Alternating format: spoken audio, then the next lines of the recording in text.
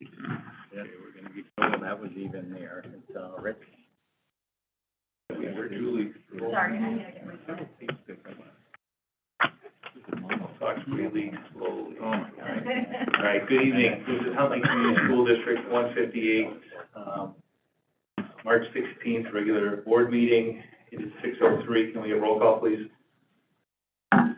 Mr. Guerin, Here. Mr. Gentry, Mr. Craddy, Here. Mr. Troy, Here. Mrs. Maiorino. Here. Mr. Daly, Here. Mr. Quagliano. Here. Okay, we have a quorum present. Two is closed session. I'll make a motion to go into closed session at 6:03 for the items enumerated in the agenda. Is there a second? Second. Second from Mr. Guerin. Can we have roll call? Mr. Guerin, Yes. Mr. Craddy, Yes. Mr. Gentry, Mr. Quagliano, Yes. Mr. Troy, Yes. Mrs. Maiorino. Yes. Mr. Daly. Yes. Okay, we'll be in closed session about the next hour.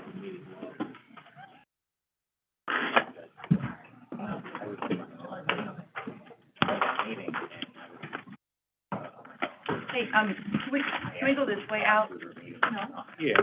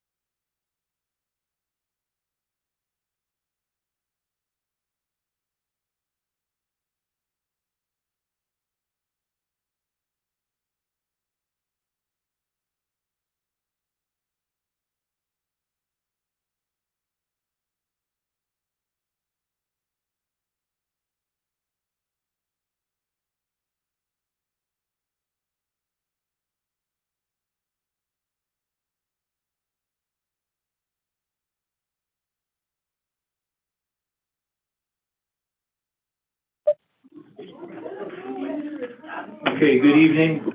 We're back from closed session. It is 7:05, and we have roll call, please. Mr. Gentry? Here. Mr. Guerin? Here. Mr. Troy? Here. Mr. Quagliano? Here. Mr. Daly? Here. Mrs. Maiorino? Here. Mr. Craddy? Here. So we have suspended in closed session, so that's still an ongoing item. So move on to be at the pledge, right? Actually, no, the action is, we aren't finished with closed session. Yeah, we're not finished with closed session, so we'll take action when we come back and close out. So go ahead, pledge allegiance, sorry about that. Yeah. Hey, good afternoon, or good evening, everybody. Marcus Beelan, principal of the high school. I have a special group with us. As you all know, this year we've been really doing some equity work within our building and taking it to our students. And so I have our founding members of our executive team for the Black Student Union who are here to introduce themselves and tell you a little bit about the impact that it's had on them to be able to create this space and then lead us in the pledge. So, ladies. Hello, my name is Alex Johnson. I'm a senior. I'm the vice president of the BSU. Just being part of the BSU, it feels nice to be a part of history. I think that as a freshman, it would have been really nice for a club like this to be present, because even something as small as just being able to collaborate with a group of talented Black women like the ones behind me, even just that, and being able to converse with people that look like me, that's not something I get very often, especially since I've grown up in a predominantly white area. It's nice to have a space where I can feel safe, supported, and just see people that look like me, just something as small as that. So, yeah, I feel honored to be up here. I feel honored to be up here with these people. Yes, thank you. Thank you for having us here today. Hi, I'm Christine. I'm a senior at Huntley High School.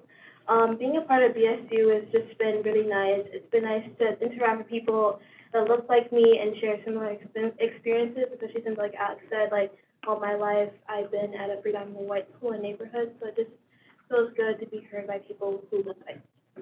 So thank you for your time, and thank you for inviting me here today. Hi, I'm Iris Allen, and I'm a sophomore. I'm really happy this group started because I feel like it's not only making connections, it's also getting the younger kids excited to come to the school, knowing there's a group for them to join and have something to be excited about for the next year.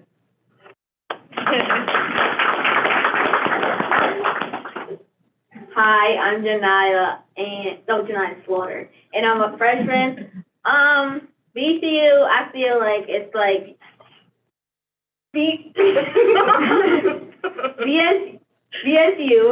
is like a group where we're all together and we support each other, and it's like both of those, all three of them said, it's like we go to like a white school, and like just having a group with people that look like us, it's good to have that connection.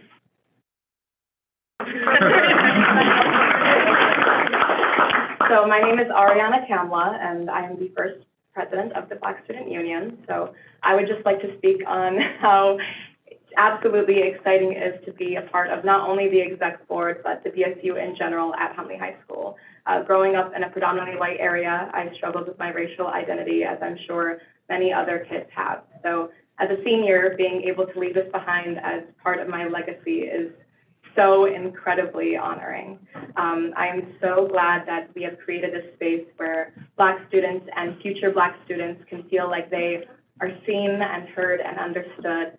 And I'm endlessly grateful that Huntley High School is a place where students feel like their lives truly do matter. So, thank you.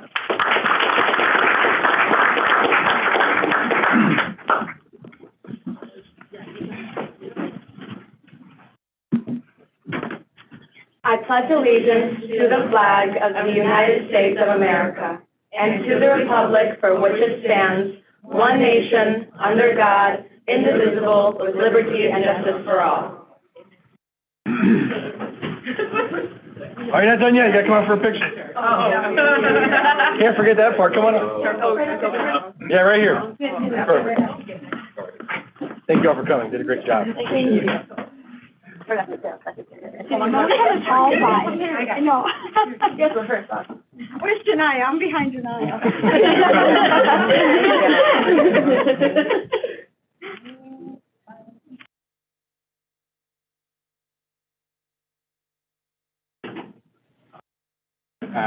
Thank you, everybody. We're gonna see you back in a couple months. Yes, you will.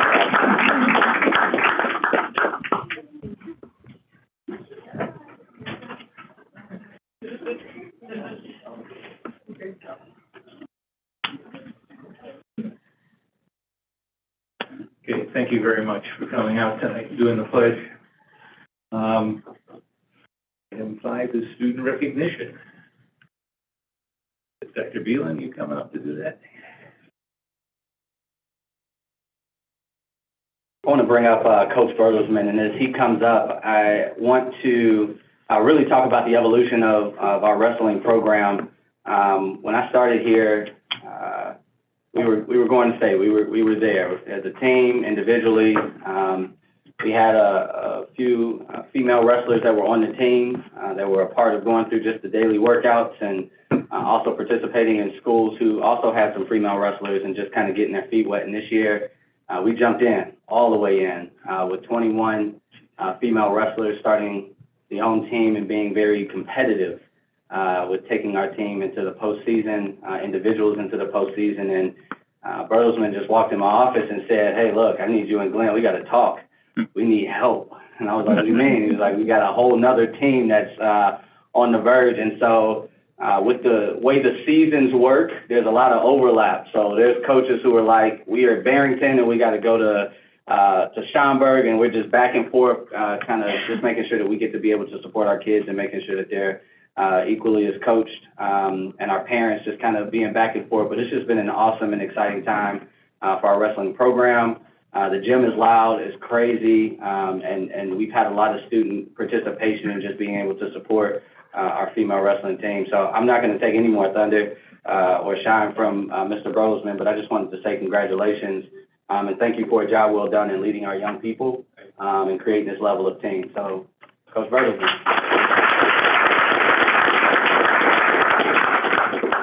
Hello, we meet again. With girls wrestling, real quick background on it. It's the second year that IHSA has had it. It's the fastest growing women's sport in America. I think you're giving girls an outlet to go out there and compete at a level where maybe they're afraid to show before. Last year we had 5, 6 girls, and this year we started with 20. We're looking to add numbers next year, and keep riding that success because our girls instantly. I think they finished their season with a 17-3 dual meet record, and then I had 3 girls state qualifiers. And what's cool is because all of them are 3 years of wrestling or less, so they're brand new, and to see them progress over the year was pretty awesome. So I'm excited for it. It is a whole nother team. We had 6 coaches and we had 82 wrestlers this year. So and on some Saturdays we were running the 4 different gyms. So stress level is a little high. Making sure buses were taken care of and all that. But I think it's a breath of fresh air for wrestling. There's some times where I wanted to maybe not go to the varsity meet and go to the girls meet, but when you're the head of both, you're kind of stuck in the middle. So we have plenty of good coaches that stepped in and led the girls for most of the season. Coach Walker and Coach Moore, they should be commended for all the time they spent with the girls this year. I'm here to introduce Janaya. Again, Janaya, come here.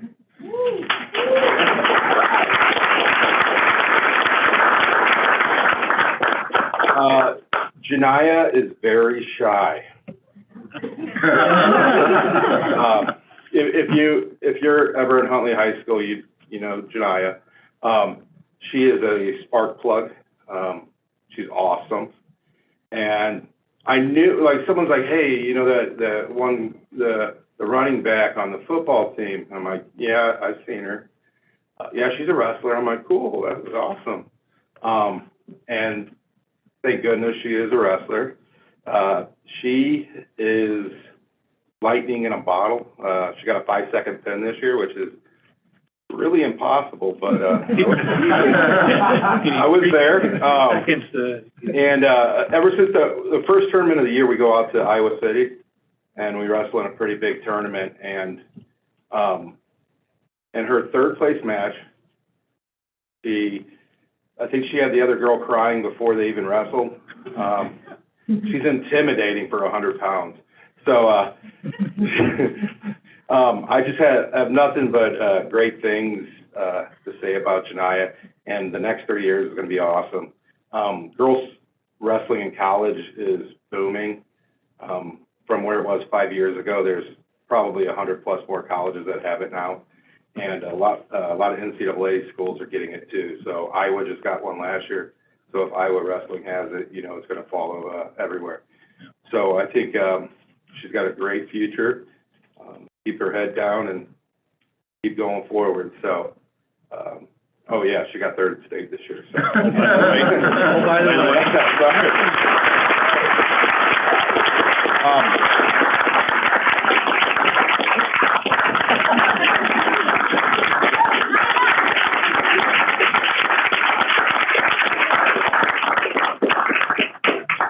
So we've had a couple of girls' state place winners when another organization ran it, but Janiyah becomes our first IHSA state placer in girls.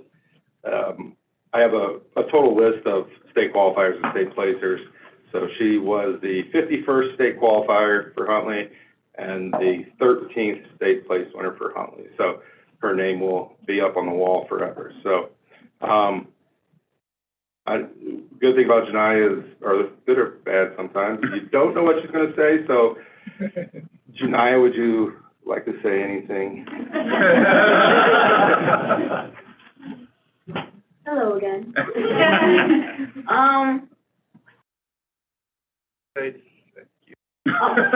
Thank you for recognizing me. Well, from the start of it, I was kind of skeptical about being on a girls' team. Well, I never actually wrestled like on a girls' team. I was usually on the boys' team.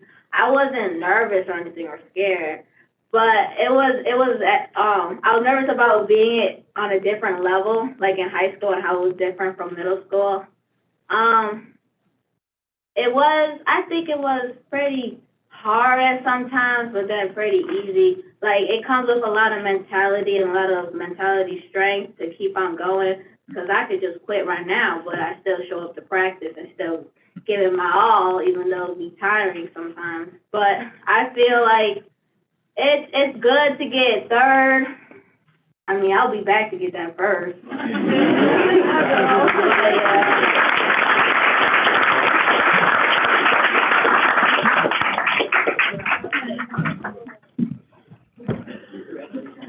DJ, come on. Yeah.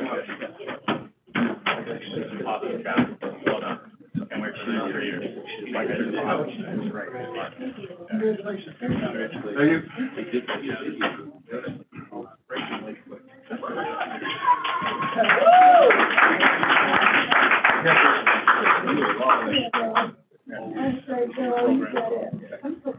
Thank you. Congratulations. Congratulations. And as she finishes up, I want to make note that this is Women's History Month, and we have a first female state qualifier in history and an all-female exec team for BSU. So they have definitely made history at Huntley High School this year. So that's awesome to be able to note that as well.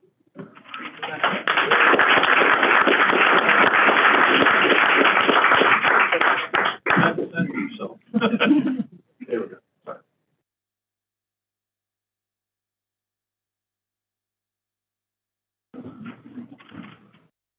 Congratulations. Congratulations.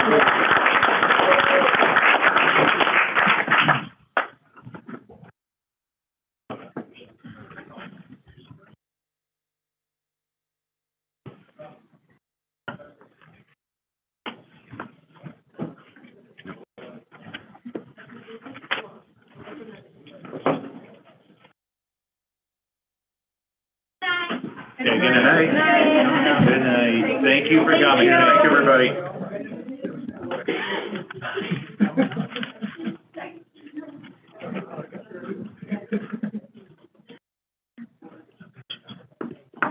Okay, on to item 6, which is public comment. We have a couple public comments. Remind everyone making a public comment that we have 3 minutes to make our public comment, and if we hit 3 minutes, I'll give you a heads up that you're at your time limit. We will start. First one is Chris LeBron or LeBron. Come on up, Chris.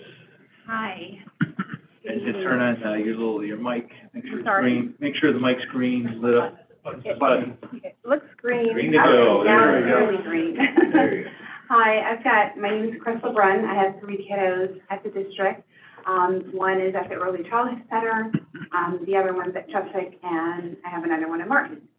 And I was just wondering if you could educate me, and I can in turn educate some other parents about what exactly activates certain levers that are pulled in terms of keeping the kids safe.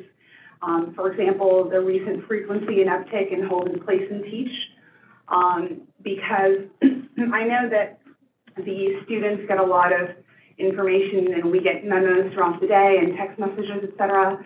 But I was wondering if you could delineate what activates, for example, a drill versus a hold in place and teach, so that we have a better understanding of what could be an internal versus external threat. Okay, thank you. And the superintendent will probably address in his part of his report your comments. So thank you, Chris. Next speaker would be Jill Cataldo.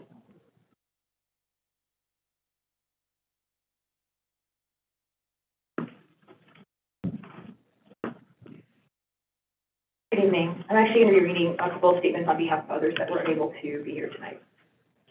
But the first part is me speaking. Last night, I met a woman whose daughter had a knife drawn in front of her at Heinemann. She and other students were waiting in the school for the late activity bus on Tuesday, and all these kids were sitting around waiting. A boy whipped out a knife and was waving it around. She was a 7th grade girl. She was terrified, went directly to the assistant principal. She reported the student and was told that what she saw didn't happen, and she was making it up.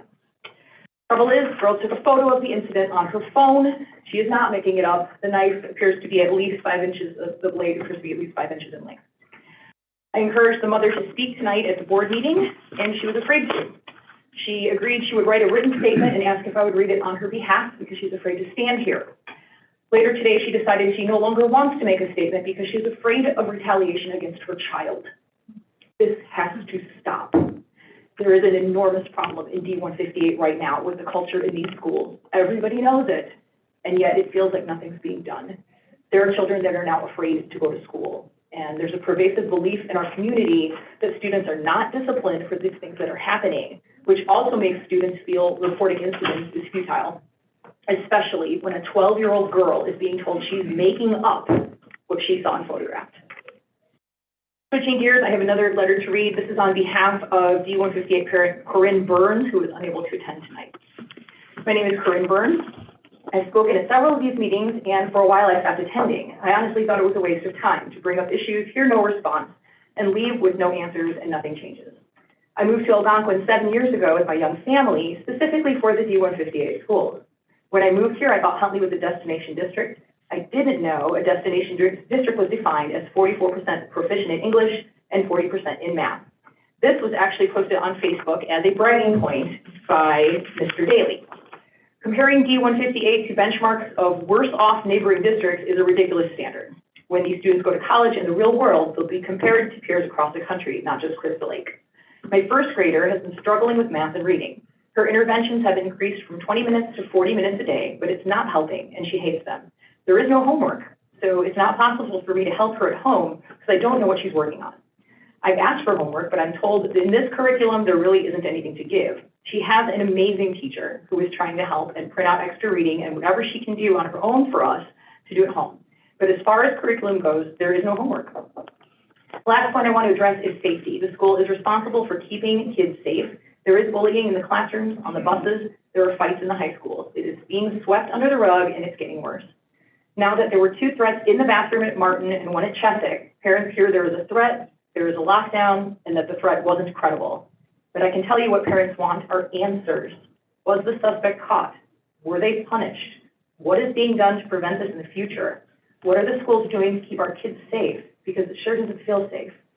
The district is failing these children in basic core subjects, and everything else needs to be put aside and the focus returned to education.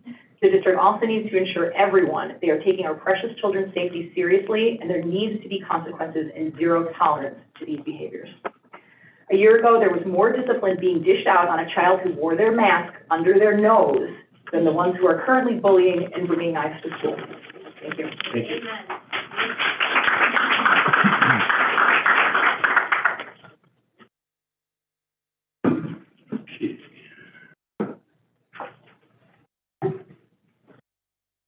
All right, item 7 is revision and that.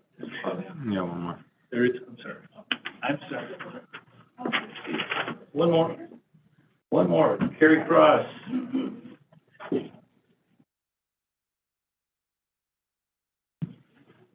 This is a packed room. I thought there was more speakers. All right, I'm Carrie Cross. There are so many things on my list to address. I almost don't even know where to start. Currently, the lockdowns for K through 5th grade. K through 5th grade has had lockdowns. Guys, think about that. Think about these kids being scared to go to school. And the perception of our district plummeting quickly around us. The other issue of the math curriculum and other choices in curriculum and the presentation that should be done by parents, hopefully it will be happening soon, so that you guys can see what is actually working or not working in real time for the community. The special education department challenges, the light program kitchen not being able to be in use by special ed at the high school because it's being booked for meetings. The amount of money that teachers have to spend out of their own pockets to make their classrooms run. The town keeps saying it's a home problem, but the home can't fix it if they don't know about it. The ongoing bus issues, tardiness to get home, the tracking system being pointless, and the biggest problem of having this board with their hands in all the other boards around town, essentially putting a stronghold on the town. This is despicable, and I've addressed this issue before. The board may not be the ones in the school policing all of the problems, but the superintendent answers to the board, and all of the staff answers to the superintendent, so they're ultimately responsible. If kids don't feel safe due to the culture problem, it has to be fixed. It doesn't matter if it's happening anywhere else.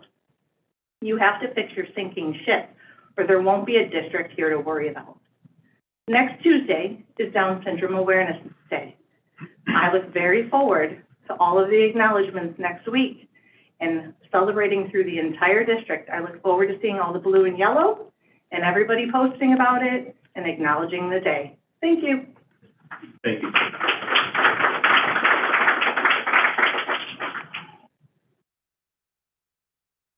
Okay, now we're on to revision and adoption of the agenda. Is there anything to strike from the agenda? We don't, when we get to that. Okay. No problem. I want to miss it. I get it. All right, so, Sean, do you have anything under legislative?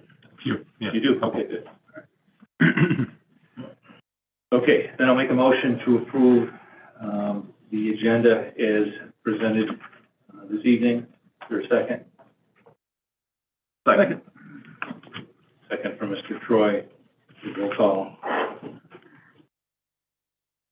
Mr. Craddy? Yes. Mr. Gentry? Yes. Mr. Guerin? Yes. Mr. Quagliano? Yes.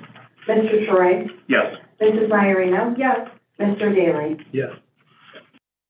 On item 8, Superintendent's report. All right, thank you, Mr. Quagliano. So there are a few things I want to cover this evening. I'll start with the recent situations at Martin and Chesapeake. They are very frustrating for us. They're very frustrating that we're having to place our buildings on in a hold in place and teach lockdown situation is certainly not the environment we want for our kids. It's not what they deserve. It's not what reflects our community. But at the same time, we take safety very, very seriously. And when you see when a threatening message is written on the wall, we have to vet that process out. So what occurs when that happens is reported to building administration. This campus resource officer then, with building administration, evaluates the situation, contacts Chief Security Officer, Mr. Dean, who then collaborates with them to make the determination of what response is necessary. It's a credible threat that is an imminent credible threat, meaning there is a threat to bodily and physical harm in the moment. They'll place it on a hard lockdown where there's no movement whatsoever in the building, lights are turned off, and people move away from windows and visibility whatsoever. In these situations, they were determined that there was a potential threat, but it was not feared to be imminent based on their quick assessment of the principals, Chief Security Officer, and police in the environment. And at that point, our teachers, they hold in place and teach means business as usual occurs in the classroom, but movement throughout the building is restricted and closely monitored while they assess the situation and determine what happened. What was on the bathroom stalls appeared as if there was writing on the bathroom stalls indicating that a weapon may be present in the building. At that point, Lake in the Hills Police, they take over the situation. We're no longer in control of the situation because the police are running that safety search, and they bring in weapon sniffing dogs that can detect if a weapon is present. And then the dogs in the police department do a sweep of the building to determine whether something is present or not. And after that determination, then we have the ability to move back into normal function. Our messages have, because of the age of our kids, have been about conversations at home. We're having conversations and lessons that are occurring in the classroom about what is appropriate and not appropriate to be occurring at school, how you can connect with an adult to pass along important information so that we can properly respond if something were to occur. And we ask that those conversations occur at home as well, because this is a true partnership, and we need that support because a few students have disrupted the learning environment for thousands of other kids, a couple thousand kids. I can tell you that from our recent situations, because conversations have happened at home, we have information about one of the situations that has been closed out because the family followed through and did their part at home, which we greatly appreciated. But that comes with that conversation. Just the open dialogue about what's going on, what you're seeing, who you're reporting it to, sparks a conversation at home that is bringing resolution to and that allows us to take action. The law means we can't share what that action is. We don't get to share the consequences or actions that we take following a student situation because they have rights to, and we cannot share that publicly or with anyone involved. However, action's being taken, and we are following the appropriate steps necessary. I understand if that's not something that you want to accept. It's our reality. I will follow up with the public commenter, though, and have Mr. Dean or myself, Ms. Lombard, will connect with her to answer questions specifically. Moving on, wanted to offer a brief update with Light. We have, as you know, we are investigating the relocation of the Light program to a permanent home and an expansion at the high school. And so we've been conducting core planning team has been built, consisting of all of our teachers and program staff in the Light program, as well as myself, Mr. Altmeyer, Mr. Brinkowski, Mr. Lindquist, and some folks from special ed. And we've had 2 subsequent meetings to narrow the scope of the needs assessment that was conducted a number of months ago. Now that it's not a standalone facility we're investigating, but we're looking for an addition. So as we narrow that scope based on the other office space and supports that exist in the high school, we're working on that process. So WOLD will take that information and then they'll build a mock-up and project on what that cost might be. We'll compare that and determine what is affordable and come to you with some of those options for public discussion and allow you to weigh in on on how that project is going. So we hope to have some of that later this spring into the summer and early fall for sure. But that project is progressing nicely, and we've had really great collaboration with our light teachers and team. A number of months ago, or not months ago, 2 months ago, we had a parent here for public comment who talked about Special Olympics at the elementary level. I'm really excited to share that, following that, we connected with that parent, and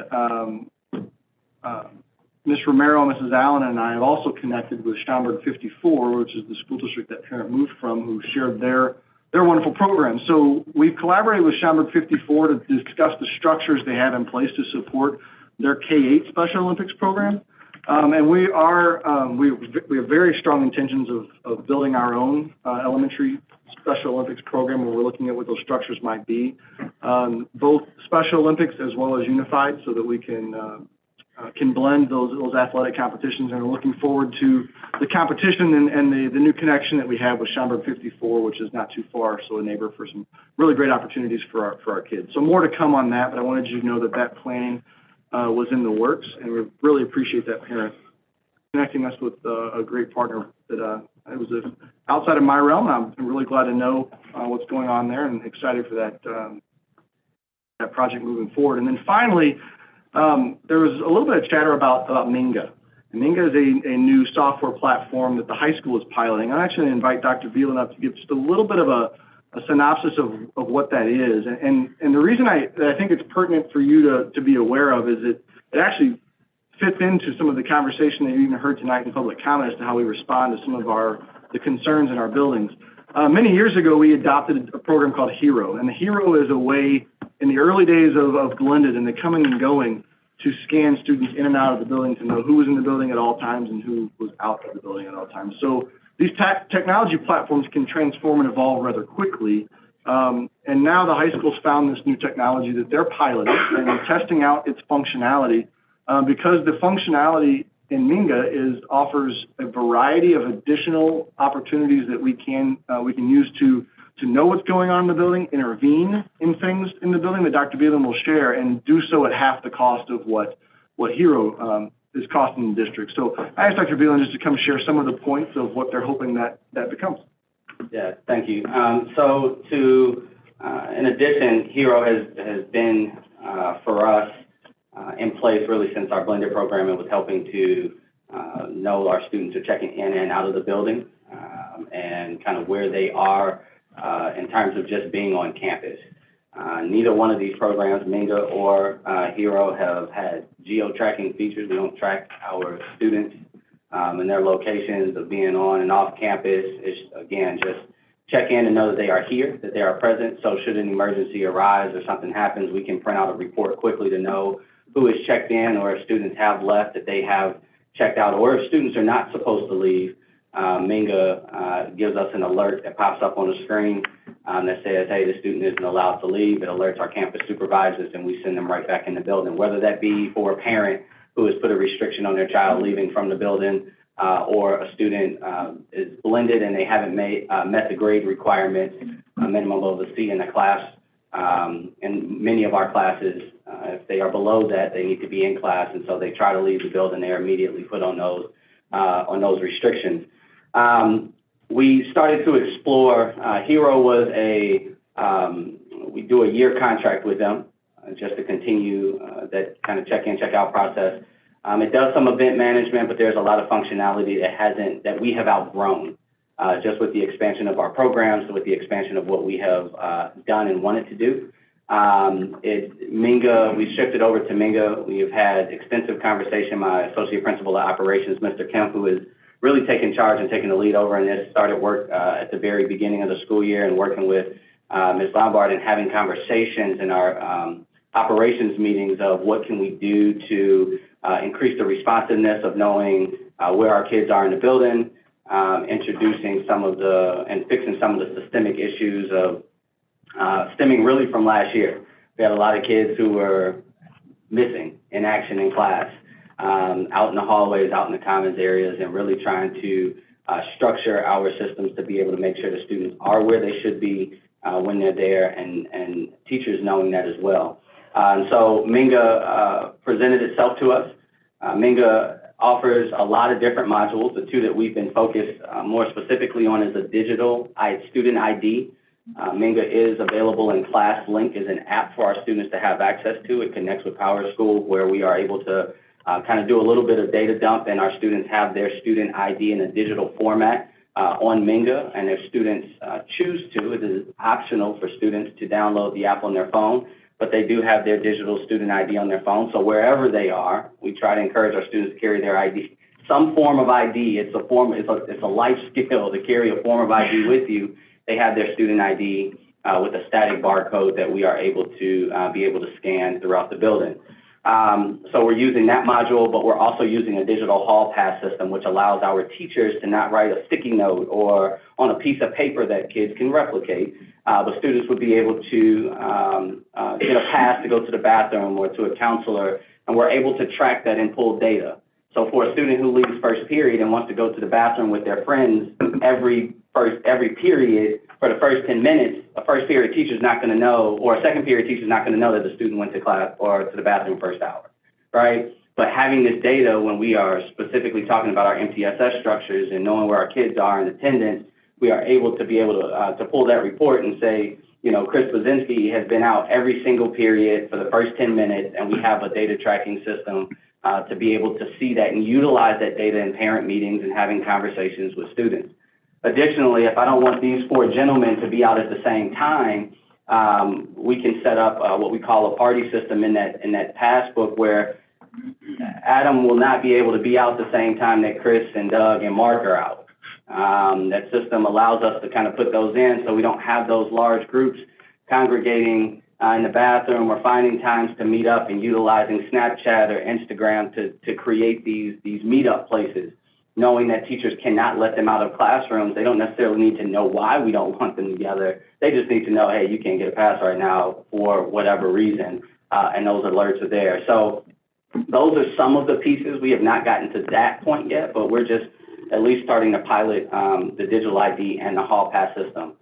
Big picture, where we look to go with this is really utilizing the student engagement piece, where students can receive incentive for attending different events and on campus and supporting both on and off campus events.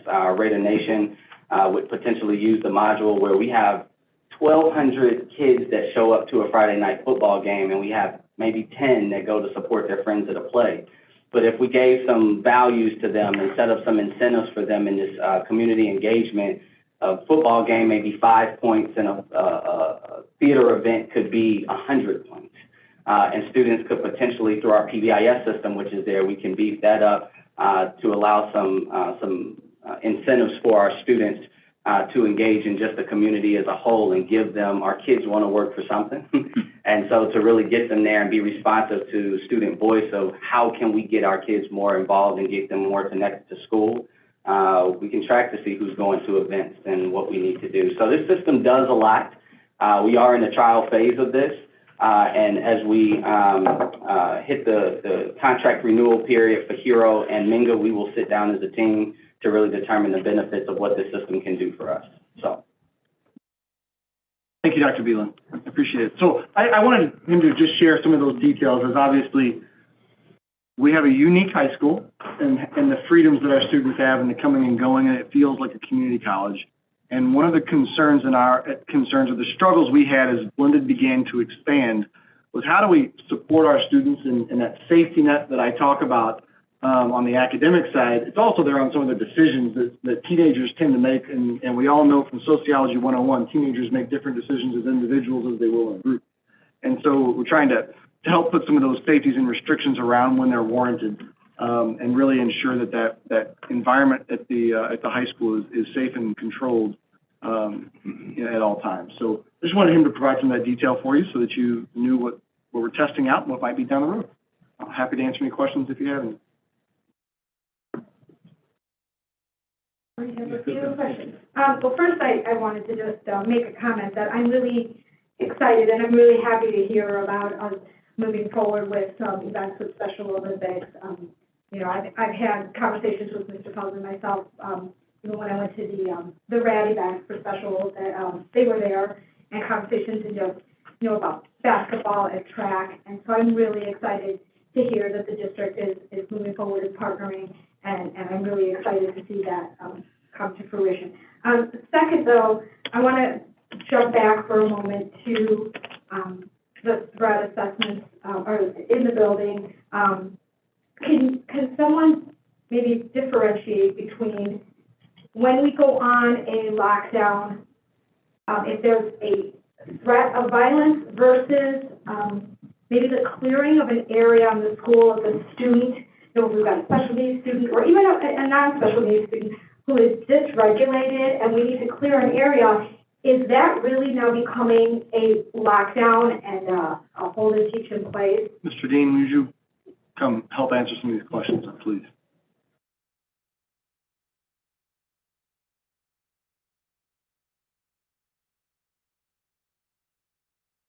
Sorry, I was out That's there. okay. A little bit of noise out there. Can you repeat that question for me, please? I was seeing if you could differentiate between when we go into a lockdown with, you know, a hold in place and teach versus the clearing of an area, hallway, if a student, special needs student, another student becomes dysregulated and is upset and needs maybe just some space to calm down. I mean, I want to make sure that, is that really a lockdown, or we?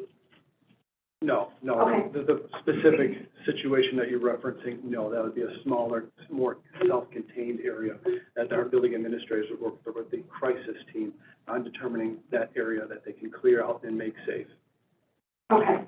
The terminology is the same, and I think it's a tool to use to ensure that the entire building it can be a controlled environment to deal with whatever is going on. And so for the example that you're using to differentiate is, if a student is dysregulated and causing such a disruption that it could interfere with others or potentially put others in harm with the disruption they're causing, a hold in place and teach tool secures the common area so that students are in their classroom, they're with their teacher, and there's no movement, so that the proper members of our team can help and support that student and navigate that situation. Correct. So the terminology is the same. The impact of what could be going on is totally different, but to our teachers in the classrooms, they know what to do with simple, common terminology, because the teachers are doing the same thing in both situations. However, the environment in the school and our response overall would be different. Right, okay, because I know right now, you know, the community is hyper aware, hyper alert of these lockdowns, and we have these situations where, you know, students do become upset, and our staff works with them, but we don't want that to be labeled the same way and communicated out as we've locked down the schools again, because they are two totally different situations where one is, you know, a child that needs some support versus an actual threat of safety. And I just want to make sure that those lines aren't being blurred at all. Well, I think the important thing here is to think about, as a teacher in the classroom, they need simple, consistent structures so that they can focus on caring for the kids that are in their care. And so that's why we've gone from code red to code yellow to soft lockdown to hard lockdown, and all the terminology needed to be consistent. So a hold in place and teach gives them direction of what they can do and how they need to operate with kids regardless of situations. And then our communication on the administrative side of things, in terms of how we're responding and how we're communicating with families, is where there would be a differentiation in that situation. But they're caring for our students and ensuring our students are safety in the hundreds and in some cases thousands, keeping the structures and terminologies simple so that they don't have to, if something happens, they don't have to get the red booklet and flip through it to know what to do. There's value there, I think, is the point. Right, that consistency there, and that's all. I just wanted to make sure we weren't going down a path where we kind of pushing the two together. So I appreciate it. Thank you very much.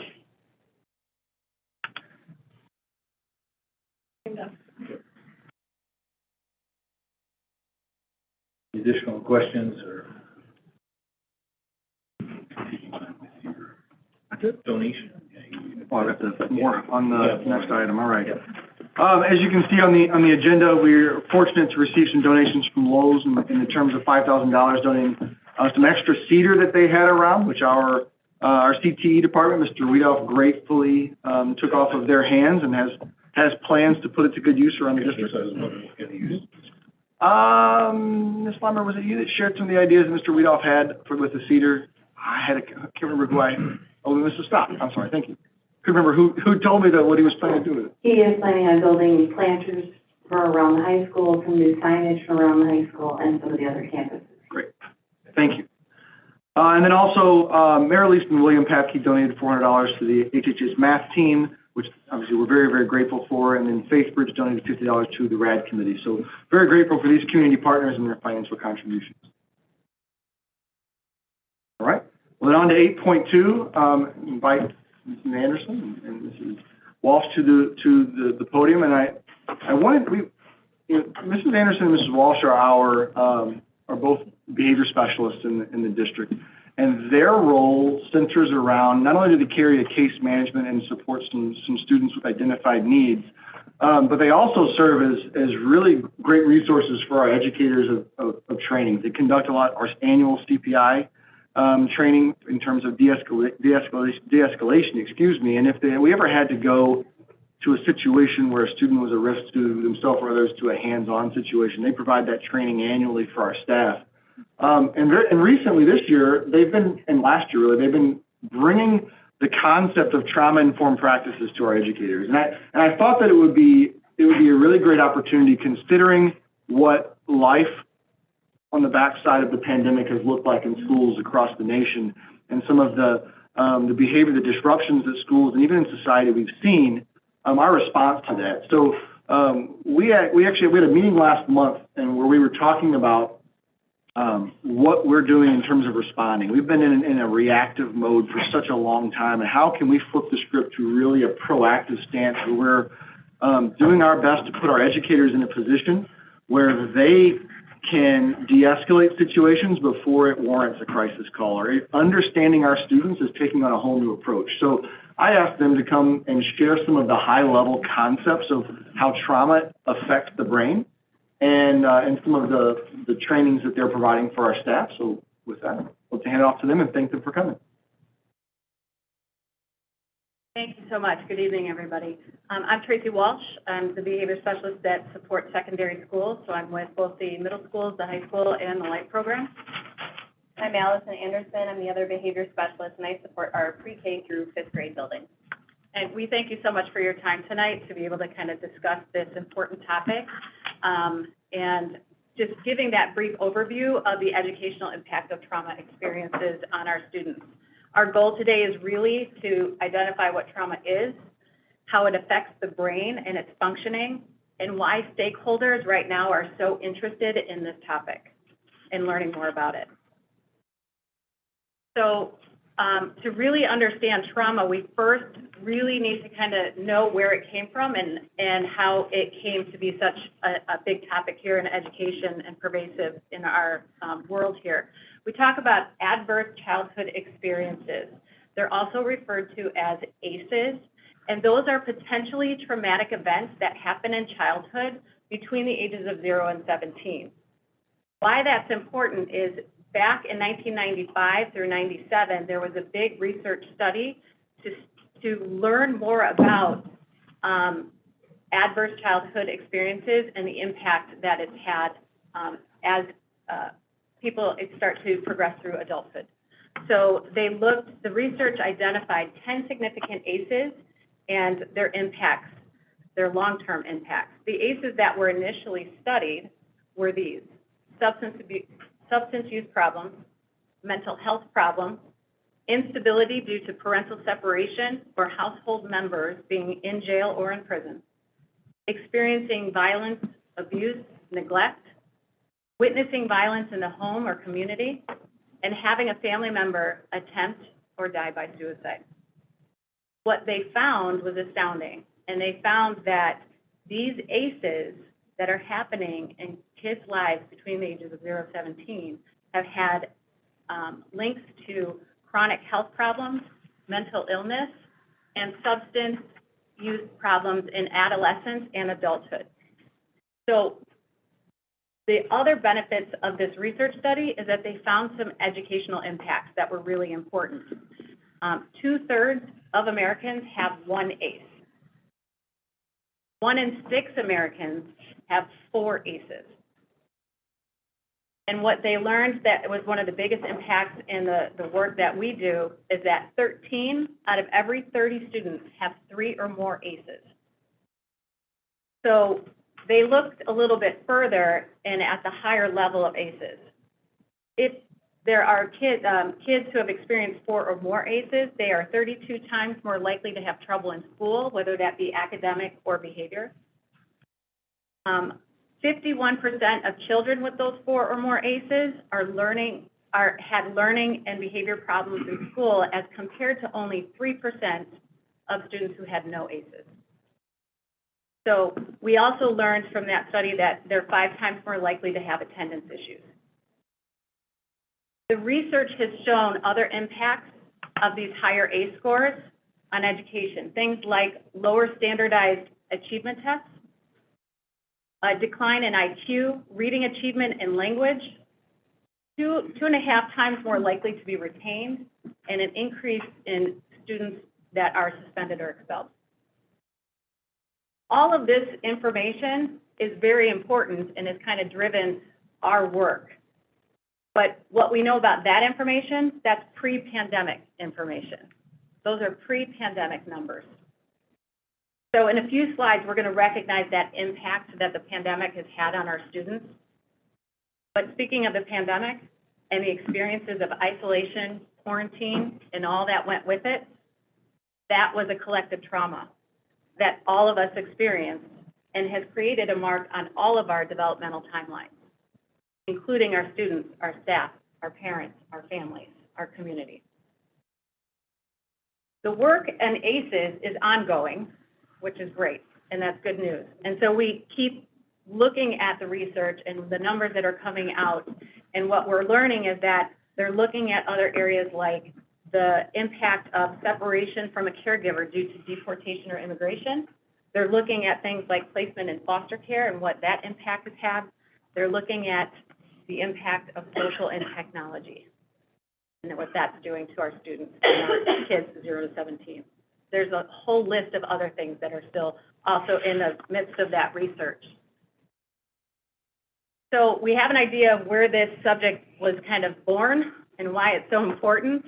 So now we gotta kind of have to do a really quick science lesson about the brain, because this is what really impacts the education and the students and how we're seeing some of the responses and reactions that we see in our schools today. So there is science behind all of this, but we're going to take it very, very slow and easy because I am not a scientist. She is not a scientist. We look at the brain really in 2 basic parts. We want to think of that upstairs part that is really our rational thinking, problem solving, decision making, logical thinking part of the brain. We also have a downstairs part of the brain back here, which is your feeling part of the brain. That's your survival, your instincts, your reactions, things that you don't necessarily think about. And so what we've learned by learning these, very simplistic kind of view of the brain is that when our emotions are heightened and we become dysregulated inside, we're using our downstairs brain. And when we're in our downstairs brain, we cannot access that upstairs part of our brain. So it's just like a house. You can't be in your basement and on the top floor at the same time. So knowing how the brain works, we can begin to understand that when an escalation of behavior occurs with our students, that it creates this stress response. It activates a stress response, and they're working out of their downstairs irrational part of their brain. It's a reactionary part.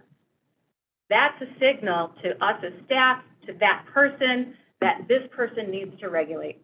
And in order to be able to return to the upstairs part of the thinking brain and that logical problem-solving part. So trauma experiences in ACEs, they activate this stress response, which looks like behavior escalation in students and adolescents. The feelings and reactions that they experience in past trauma can be triggered in a variety of ways. It can be a smell, a look, a touch, or even a sound. That trigger signals that person's body to be on alert and in defensive mode, and that's what we call that stress response. That means they're living in their downstairs brain. So when people experience this chronic stress, the responses from trauma and triggers of trauma over time, it changes the way the brain works, including how a person perceives their environment and how they respond to other people and situations. So that leads us to, well, what exactly is trauma? And as defined by the Substance Abuse and Mental Health Services Administration, it states that individual trauma results from an event, a series of events, or a set of circumstances that is experienced by an individual as physically or emotionally harmful or life-threatening, and that has lasting adverse effects on the individual's functioning and mental, physical, social, emotional, or spiritual well-being. So how does that affect our students and learning and thinking and those areas? We have this visual up here about with the two triangles. If we take a look at that triangle on the left, that's a typically developing zero ACE student where they're learning. They're spending a great deal of time in that cognition. They're learning through appropriate challenges and socializing and experiencing emotions and new emotions. They experience less time regulating themselves because they're co-regulating with the support of others. There's very little time that they need to attend to survival because someone else is really meeting those needs for them. But then we have students who have been affected by some sort of trauma. And when we look at that triangle on the right, how it's flipped, we see that they are threatened and feeling unsafe. They're in a stress response due to some sort of adverse experience or trauma that they've experienced. Maybe there's a lack of food, shelter, basic needs.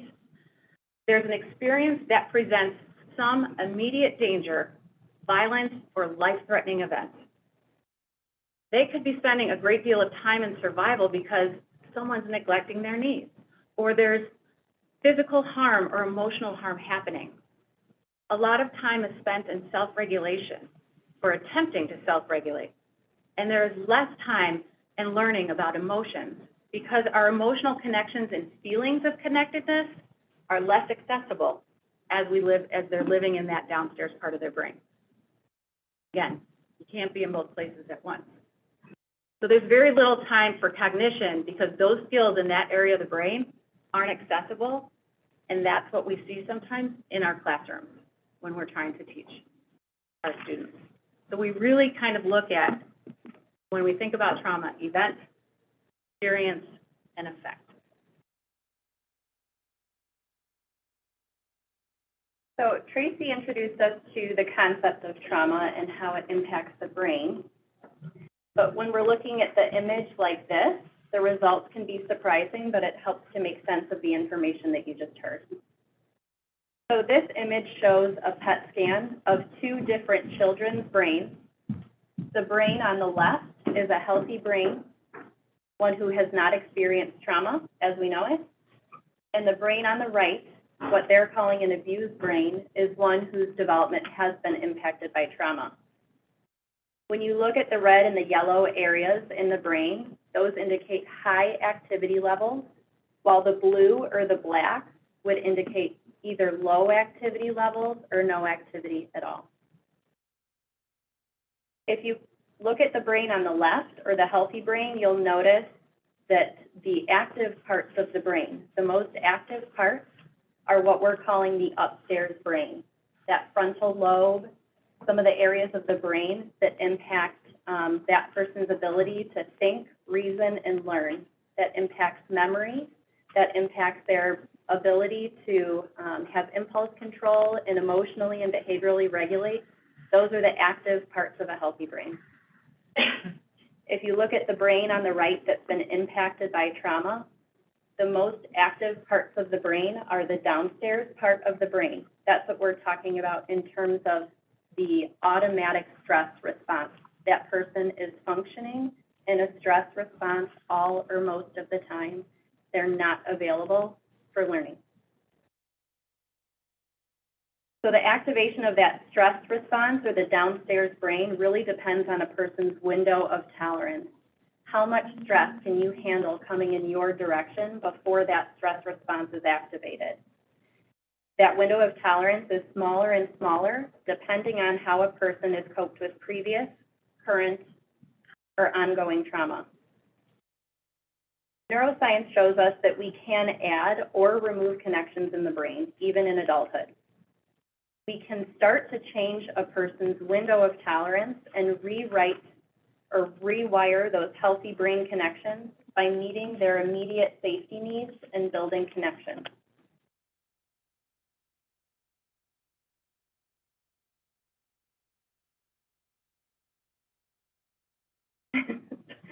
Reflecting on what we know about the upstairs and downstairs brain and how the brain works, we know you can't be in two places at the same time. When a student's brain has been impacted by trauma, they don't start their school day in a calm, regulated state where they're ready to learn. So what do we do to bring students from their emotional brain to a place where they can regulate and be available for learning? You need to prioritize regulation and connection before you can see a positive impact. This is where we're thinking Maslow before Bloom. So in other words, your immediate needs need to be met before a person can be available for learning. A student whose development has been impacted by trauma does not have the ability to consistently focus on school because their brain is constantly in a stress state. They live in a chronic state of dysregulation. When we say dysregulation, that can mean one of two things. You could see hypoarousal or hyperarousal. So what that could look like, those fight, flight, or freeze responses in the classroom could look like the inability to focus or sit still, resistance, argumentative, impulsive, or even defiant, withdrawn behavior, absence, tardiness, or forgetfulness. When we focus our energy on academics for a student who's not available for learning, then you will see challenging behavior. This leads to the adults feeling stressed and them feeling overwhelmed, and that definitely impacts our students.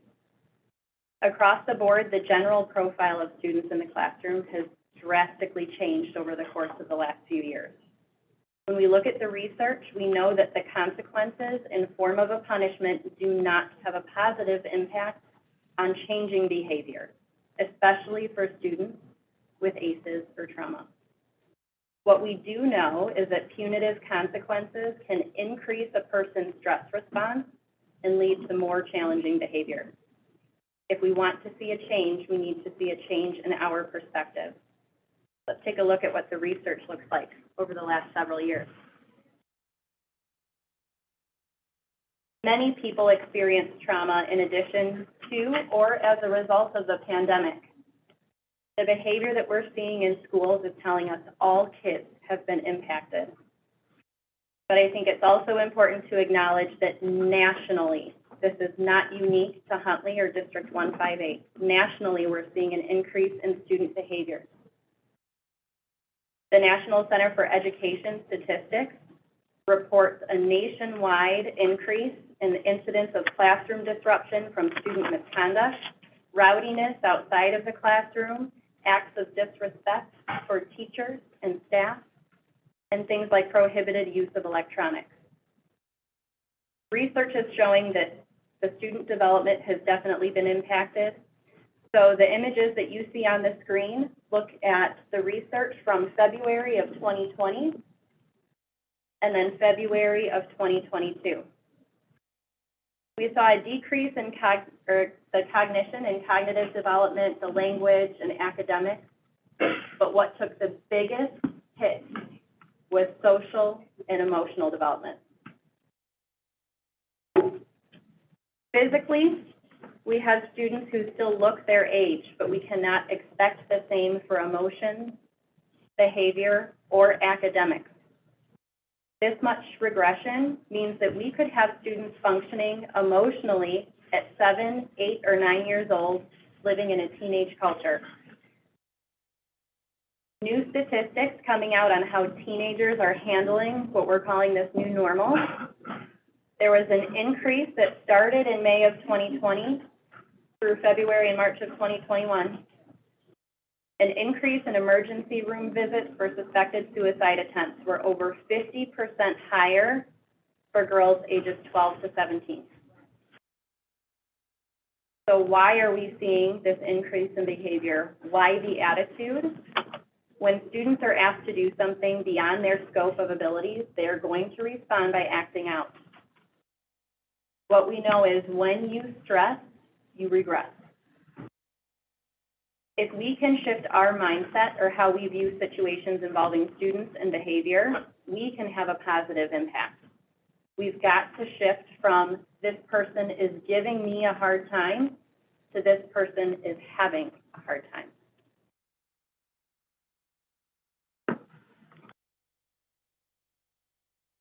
Trauma-based support is not one size fits all.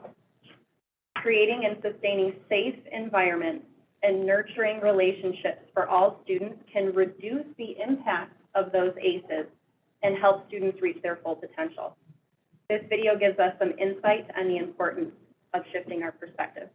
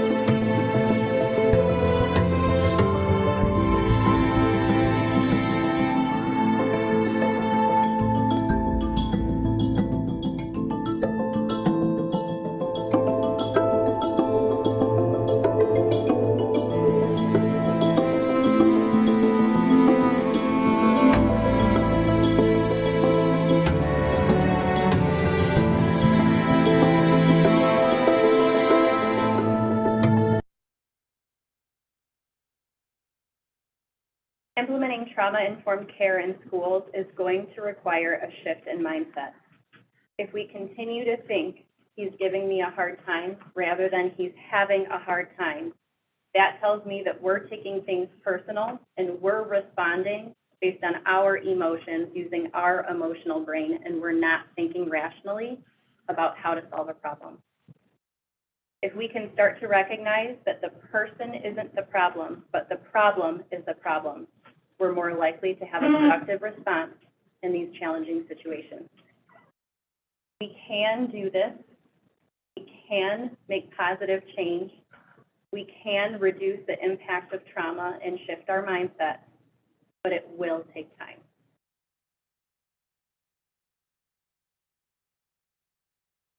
Thank you so much for giving us the opportunity to speak with you about this important topic and a topic that we talk about every day of our workday.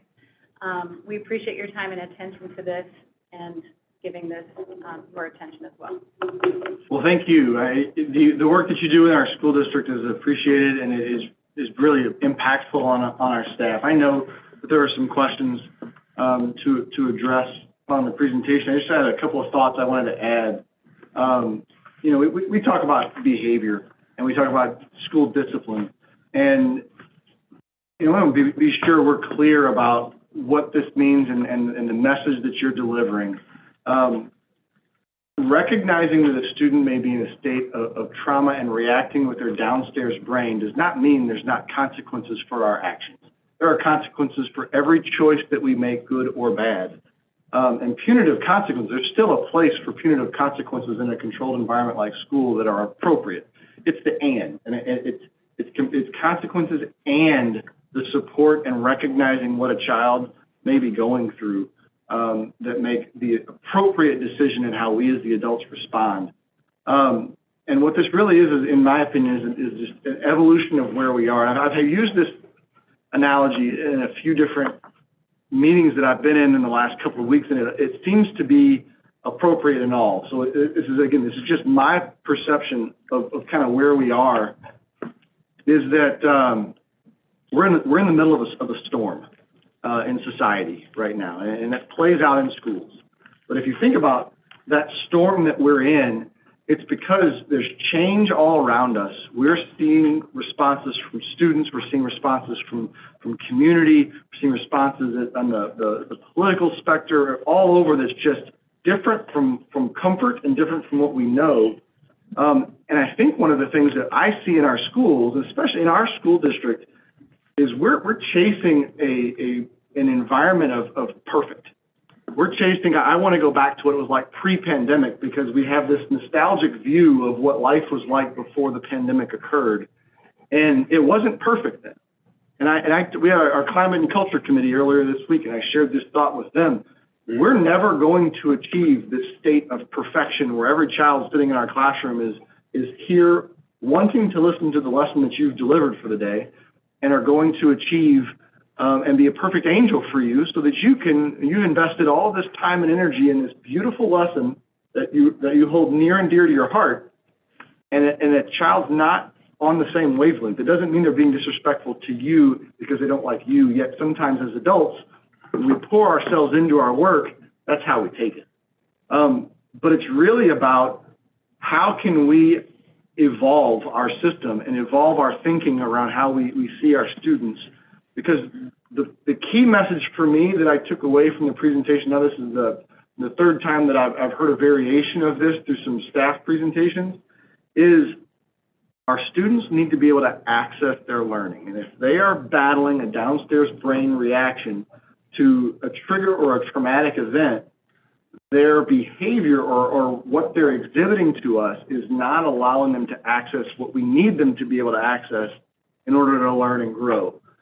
Therefore, how we need to evolve our system, and why I asked these two ladies here this evening, this is a jumping off point to flip our response from reactive to proactive, so that we can take control of that narrative and arm our teachers with the training and ability to recognize when a student may be exhibiting downstairs thoughts. Because if you caught what she said, signs of a traumatic or downstairs thought could be lack of focus. 10 years ago, we were saying you had ADHD and you needed to go see your doctor because ADD was getting in the way. We could be wrong.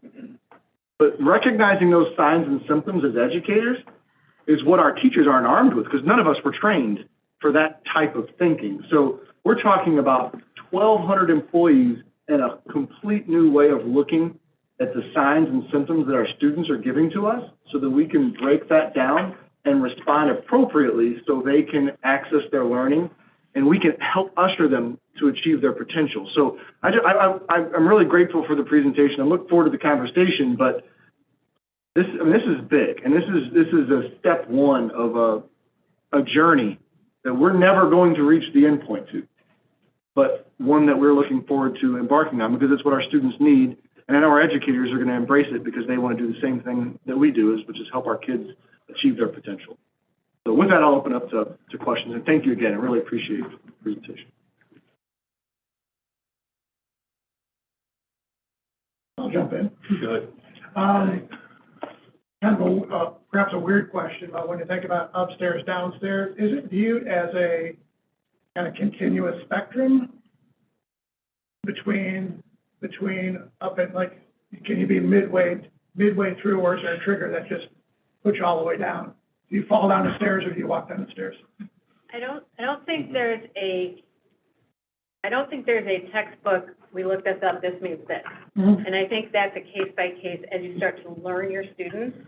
and what they are. But when we start learning what the triggers are, and we start teaching the students what their triggers are, then we start seeing the triggers much earlier before they get to the peak of any crisis. And we're putting things in place sooner than later and not getting to those big.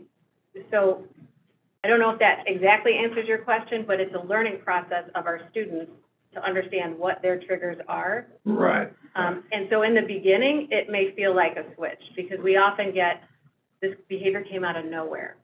But your use of the word trigger does kind of imply there's a switch pole at some point that puts you in a different place. The most difficult part about trauma is that, A, we don't always know what traumas students have experienced. We don't put out a questionnaire, and we're not going to ask people, can you list those out for us? And B, sometimes they don't even know what their triggers are because trauma doesn't come back as a memory. They don't, you don't see something, smell something, and go back to the trauma. You go get a feeling, and they just react to the feeling. So they can't, especially our little guys, are not able to put that together, and that's the puzzle that we're kind of charged with in talking with teens and kind of really looking at history and getting parents involved and really trying to figure out what this could be. And even if we don't get the answer of what exactly what trauma it was, we don't need that answer because what we know are strategies for dealing with the observable behavior in a certain way that addresses that. It's about approach, it's about, how we start the conversations with kids and how we approach them, that matters. I think one of the things that I'm seeing, at least in our system, is that's the most challenging aspect to it, is there's not a fix. And we want to go to a meeting and talk about what our students need and put a plan together, and this behavior plan is going to immediately fix the problem. I was there earlier, I was there last year, I was there earlier this year, and I still, every time we have a student situation arise, I'm hopeful that initial meeting is going to put the right interactions together to support that student so we don't have the explosion it's experiencing again. And that's the challenging part, is it's we try this, we tweak it, we try this, we tweak it, and our educators are struggling with it, some of our families are struggling with it, I am struggling with it, especially when it's some of our extreme behaviors, because we can't respond, now that we know this, how we've always responded. And so it's rewiring our brains to understand how to really navigate this. And that's why education is so hard to teach a child, because every child's brain is wired completely differently, and we're trying to put together the perfect puzzle pieces so that we can just hit the perfect match where they just take off. And now this is a new layer that we're understanding a little bit better. That is, I don't want to say roadblock, but it's an obstacle that we now know is in front of us that we have to find a way to work through. I think with your question too, maybe if this provides some clarification, is that you're not always going to see that. Sometimes you do see that immediate, explosive, unsafe response, but there is, if I'm understanding that correctly, you're asking if there's kind of a continuum. There is a time where someone could start to lose rationality, where you could try to pull them back to a place where they are available to learn. There are moments like that, and I think that's where we're focusing on the de-escalation skills that we teach our staff, is when you see some of these moments, you could see a student refusing to participate, they're telling you no, they're argumentative, but they haven't quite reached that high level behavior response. We're trying to teach staff to know how to respond and de-escalate situations in those moments so that it doesn't get. So what does that response look like? And I know you could say like 1,000 different things, but what would be an example of? So this comes back to our CPI training, our crisis prevention training that we provide for staff. So there's different levels of behavior that's in between. I'm starting to notice that something's off with this student. Then there's a higher level. We have risk behavior where there's a safety concern. There are different things in between, like a refusal behavior or someone who has an explosive emotional outburst that's not long-standing.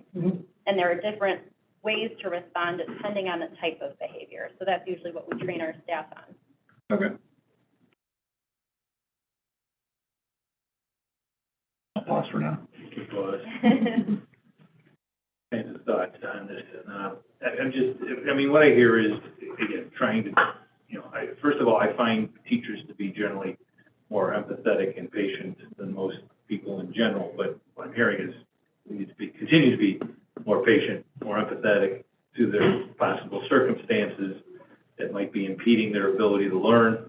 I'm also getting that kids really need to be in the right place in their minds to get the proper learning going, and so the trick is, how do you get them in their proper place? So that's the part all of this is all conceptually makes sense. It's practically, how does that occur in a to the masses? I mean, I know we work on personalized learning and working with the individuals. I just, there's nothing wrong with anything that you're saying. I buy into it 100%. It's just the application of it and how to get that to be effective. So I think our thinking is we initially, there's a 4-hour, CPI training is a full day training, a 2-day training actually, the full day. It's 8 hours in Okay. person. The first 3 to 4 hours is that de-escalation before you go into the stages of where you may go hands-on if the child is at risk of danger or harming himself or herself or others. And that first window is totally applicable to everyone. And that's our thought, is take that to the masses. So if our teachers can begin to identify when they're in that zone of dysregulation beginning to occur, they can apply some of the tools that Allison and Tracy can deploy with them and train them on how to do that and engage. So that way, if it occurs in an ideal state, if it can occur in, as we say, the tier 1 classroom, where it's in all students, and the teacher can intervene in that moment with a quiet conversation, a quick laugh in the hall, or just maybe an agreement between the two of I see you here, I'm trying to pull you back in. The class doesn't become disrupt. Our related service people don't have to leave their other work to come support a student who's escalating. The whole system remains functioning at a higher level, because one of the initial things in our world, at least in my world, that was a motivator for me is conversations with our related service folks that are responding to, as we call them, crisis calls. A student is elevating, and they're coming away from their work. Now, these are minutes that they're not able to apply to students that have IEPs, and those minutes have to be made up, which puts them behind, which then it's just a perpetual cycle of the system begins to shake. And we want that to, we can't have that. So there's a lot of layers here, but most importantly, our teachers need to know what are the signs of students beginning to dysregulate and how can I intervene to try and prevent that from happening. And we think we can turn a lot of them around, we hope at least, with proper tools and techniques put into play. In my mind, that's how I've approached this conversation and kind of how I'm thinking district-wide about it. I'm intrigued by your initial comments of the end. Meaning, okay, if I have an underlying cause that something terrible happened to me, and although I can't personally do it, say I beat somebody up, that has a consequence to it, but then it also has applicability here to say, well, now, how do we get behind that and peel the onion back and say, well, what's going on with that person versus just outright punishment and management type of approach? I think that's what gets lost in this conversation is you go back 6 or 7 years, and that was it. There was a harsh, punitive consequence. I mean, we did that. We think about what this board was like pre-Senate Bill 100, before the law changed on how we could handle drugs in school or things that weren't proven to be a continued safety threat.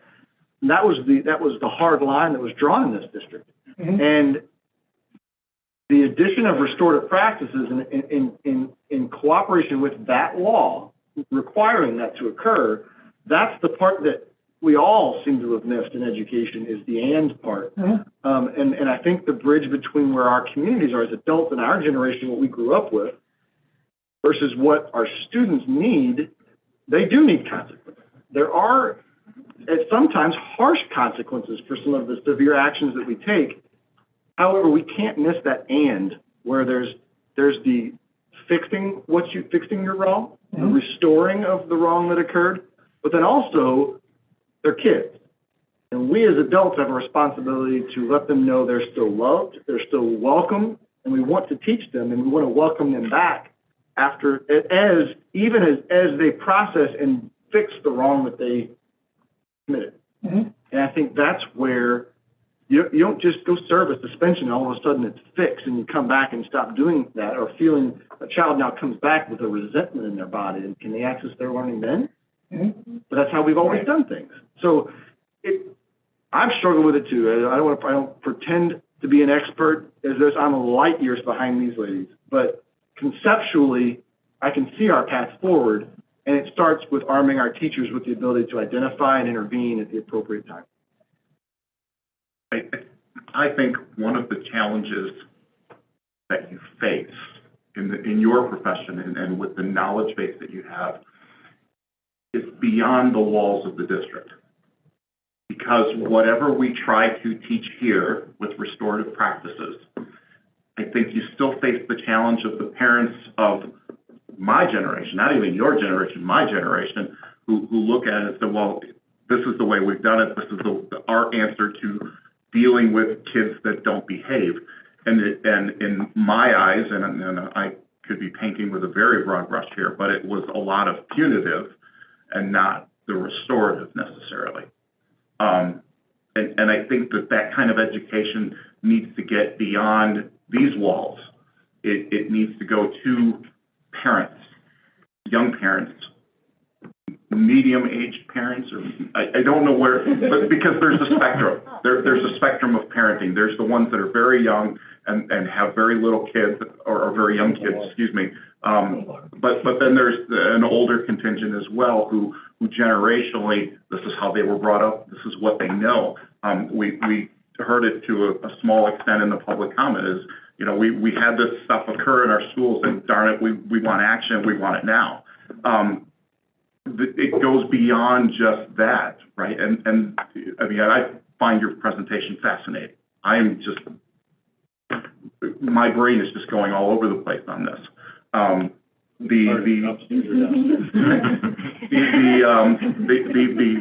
I'm hoping I get the terminology right, the amygdala firing, right? Yeah. We've seen it in our own kids.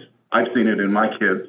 I've seen it in myself. If I have to step out of myself and reflect on, you know, how I reacted to a certain situation, we all do that to a certain extent.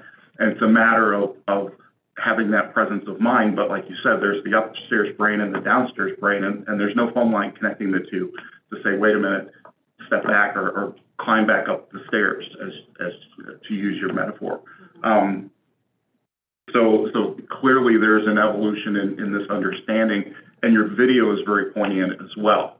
I love that it went from a black and white to a colorization, and looking at that scene or the situation in a little bit different scope. So the statistics that you had are just mind-boggling, and I can see why that was such or seemed to me like it was a landmark study with the amount of information that went into capturing that data, understanding that data, analyzing that data, to wrap your arms or wrap your brain around what was actually going on. But I think the education piece truly really needs to extend beyond these walls. I think the first steps here are exactly that, because it's an uphill battle to have a lot of people understand this and look at this from a far different lens and a far different perspective. But thank you for a fascinating presentation. Thank you very much. So I'm thinking about the pandemic as kind of the common thread of like stressors that could be, not the right words, but increasing the incidence of trauma. And then, I kind of think of things like social media is almost an accelerant of that stress. So there's a pandemic and it starts to, kind of, I guess in a way, it's social media kind of has the vehicle to spread it much faster, those ills.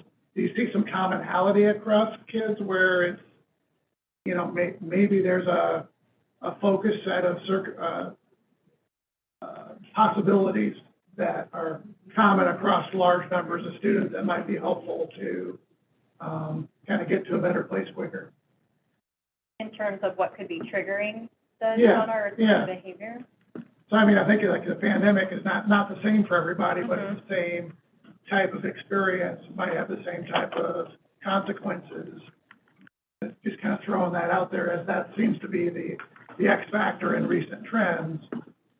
Like, Right, and how it's do you wrap really your head around hard, what to do right? about that? We're not gonna be able to always identify what the trauma is. When we take a look at the behavior that we're seeing, that's where we come back to our MTSS system, or those different tiers of support. So identifying what are the different levels of need that we know that each student has, and how can we provide different levels of support. So at some point, there could be groupings with other students if we have stage groups, or we could have more individualized options, just depending on what types of behavior are we seeing and the needs. But I don't know about being able to really identify groupings of students who are triggered by similar things, because everyone's experience is Right. Yeah.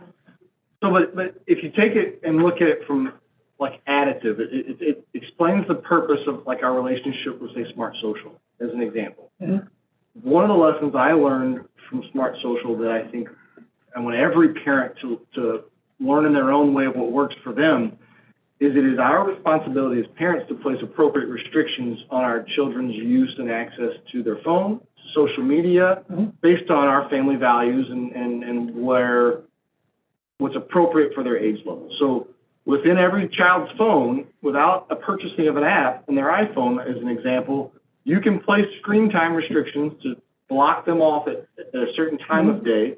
You can place limitations on how much social media and social networking they have without purchasing an app. And I think it's really important, and why that partnership is important, to give access and educate our parents, because we as parents, it evolves so fast. And if we placing those restrictions, although our kids may not like it, that's our role as a parent of, you're 12, you're 13 even, social media in small doses to talk about and set those supports up, instead of giving them a Ferrari, which this is, more powerful than what sent the first space shuttle to the moon, mind you, a Ferrari in their hands with no restrictions at all. Right.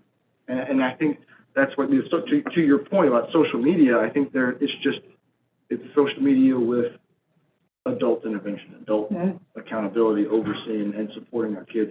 That's what all those tools are intertwined. Right. And important to think that picture. Okay. I didn't mean to cut you off. No, that's I didn't good. realize No, this- you know what, I'm enjoying like hearing, the conversation and questions, and, I've been enjoying it, so thank you, I'm fine with it. And thank you for your presentation, I really appreciate it, and I know how much hard work you put into that, and I know how, hard you work with our students. I know that, and I understand it, and I appreciate it. But with regards to our staff, how are they receiving, this, maybe some additional training, and this is just another thing now we need to navigate through in the classroom. How is that being received by staff? And then what does that mean for our support staff, our social workers? How is that going to impact us as we move forward and become progressive with our trauma-informed practices, having the support for students, and then making sure that when we're talking with our staff, that maybe they really think they're doing something good, like trying to, calm somebody down, and I'm working with you, and they inadvertently make it worse. Like, I don't want you to call me out. I don't want you to talk to me. Let me just be. And where is that balance? I know I asked a lot of questions there, but. I can start, and we may have to revisit those. Okay. But the first question you asked about is how is staff receiving that kind of training and stuff? And I think we can both agree that the CPI trainings that we have done, we get a lot of feedback from teachers who have gone through it to say, how do we get this to more teachers? And that tells us that they're talking about it. When they get it, they're going back and they're having conversations. And then we're getting more and more requests every year to train more and more staff, because staff are asking for it. So we started 4 years ago, training about 125 staff members, and to date this year, we're at 450. But if I could, to your point, there are a good percentage of our staff are absolutely thinking, oh, one more thing, I've got another thing on my plate. Absolutely. Until, even Mr. Altmeyer joined one of these conversations, and it took a couple of days to pick his jaw up off the table of, they sat through, they just conducted lunch and learns in every building for anyone voluntarily who wanted to attend, in a 3-part series. And each presentation was a larger group of people, I think, because, and it was just exposure, kind of like what you received, because it's just eye-opening. And so we're at an exposure level. We haven't brought the one more thing to them yet. And we're trying to structure it in a way that it's not, because once they go through it, I hope and expect that they'll see the value of what it brings to their classroom, that it won't be that way. We're very intentional about professional learning. And I feel very confident in how we're approaching professional learning, but this is the challenge with all of our, it's a different topic, but just to your point, we've done so much in the last few years when our staff are stressed more than they've ever been in their careers, because we as Huntley felt we needed to move forward. If we remain stagnant, we fall behind our own standard. So partner that with now new needs from our kids, we're reevaluating the pace. You saw we slowed down our math rollout dramatically from what our original plan was in response to that. So I think we're listening to our staff, but at the same time, it's striking the balance of how can we manage and take some things off or delay them adding to the plate versus this is too important to pass up. It's never, we never achieve that level of perfection.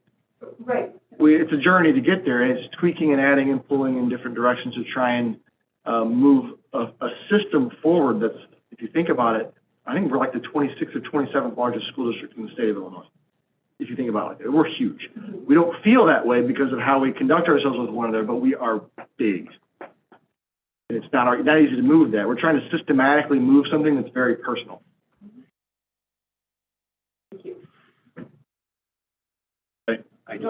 Sorry.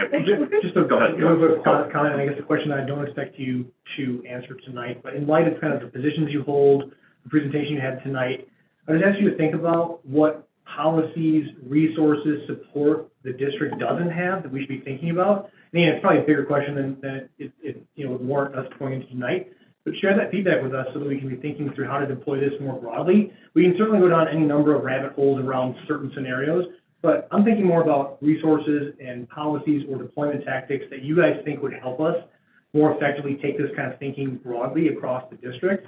And maybe that's a follow-up that you shoot in an email or follow up with Dr. Rowe and his staff, but I think that would be really interesting to hear your feedback, given your kind of unique perspective on this.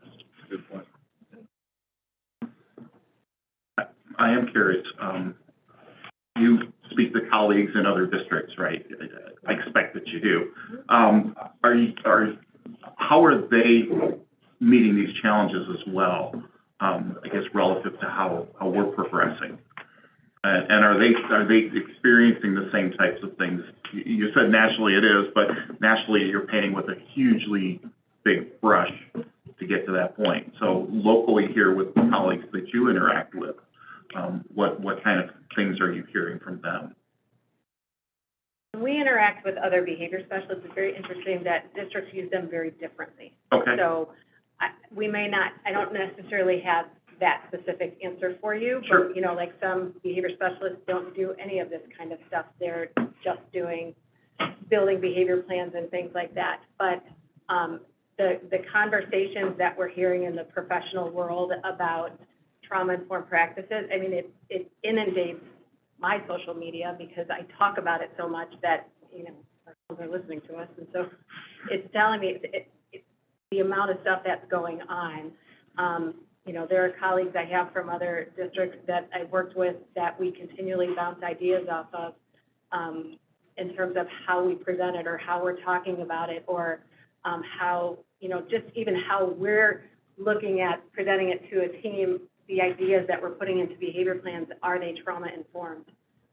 we've been trying to educate ourselves even more. It's evolving. This is not, you know, if there was a book, we'd all buy the book and we'd be fine and we'd just do that. But behavior is about trial and error and really trying to figure things out because every kid's different. Mm-hmm. So, when we last year went to a mind-blowing training on trauma-informed functional behavioral assessments and behavior intervention plans. And there were things that we were like, wow, how are we going to build this in? So there's just constant conversations that I don't know that I have an answer for you for what they're doing. I know that, you know, some districts have worked with different departments and showing particular movies that show the statistics that we talked about or successes in different areas. There's so many things out there. There's speakers, there's movies, there's that I think those conversations to continue would be good for all of us to do and get more information to find out what's been working in other districts or what hasn't, so that we can start using, you know, working together and finding those things that are going to work for us. Yeah, and I understand the point about finding what resonates, because we're all different. Some are data focused, other are emotional, and everybody has that different wedge or quadrant that they fall in, right? So it's just a matter of how that message is received, and then it's interpreted and handled internally. So, yeah, that's immensely challenging as well. Behavior is trial and error. Yeah, and unfortunately, to my earlier point, that's something that gets lost. That people want the immediate action. We even had a letter that was read that nothing was done, right? Well, you got to find what resonates in order to get there, and it's not an overnight success, or it's not an overnight solution. And I think a lot of people are solution driven to try and get to that point without we have to find the right fit of solutions. It's not just a book solution. In our world, we talk a lot about finding and celebrating those small successes. That's what keeps you coming back day after day. Okay, any further questions from anyone? Thank you very much. Yeah, thank you very much for your time. Thank you.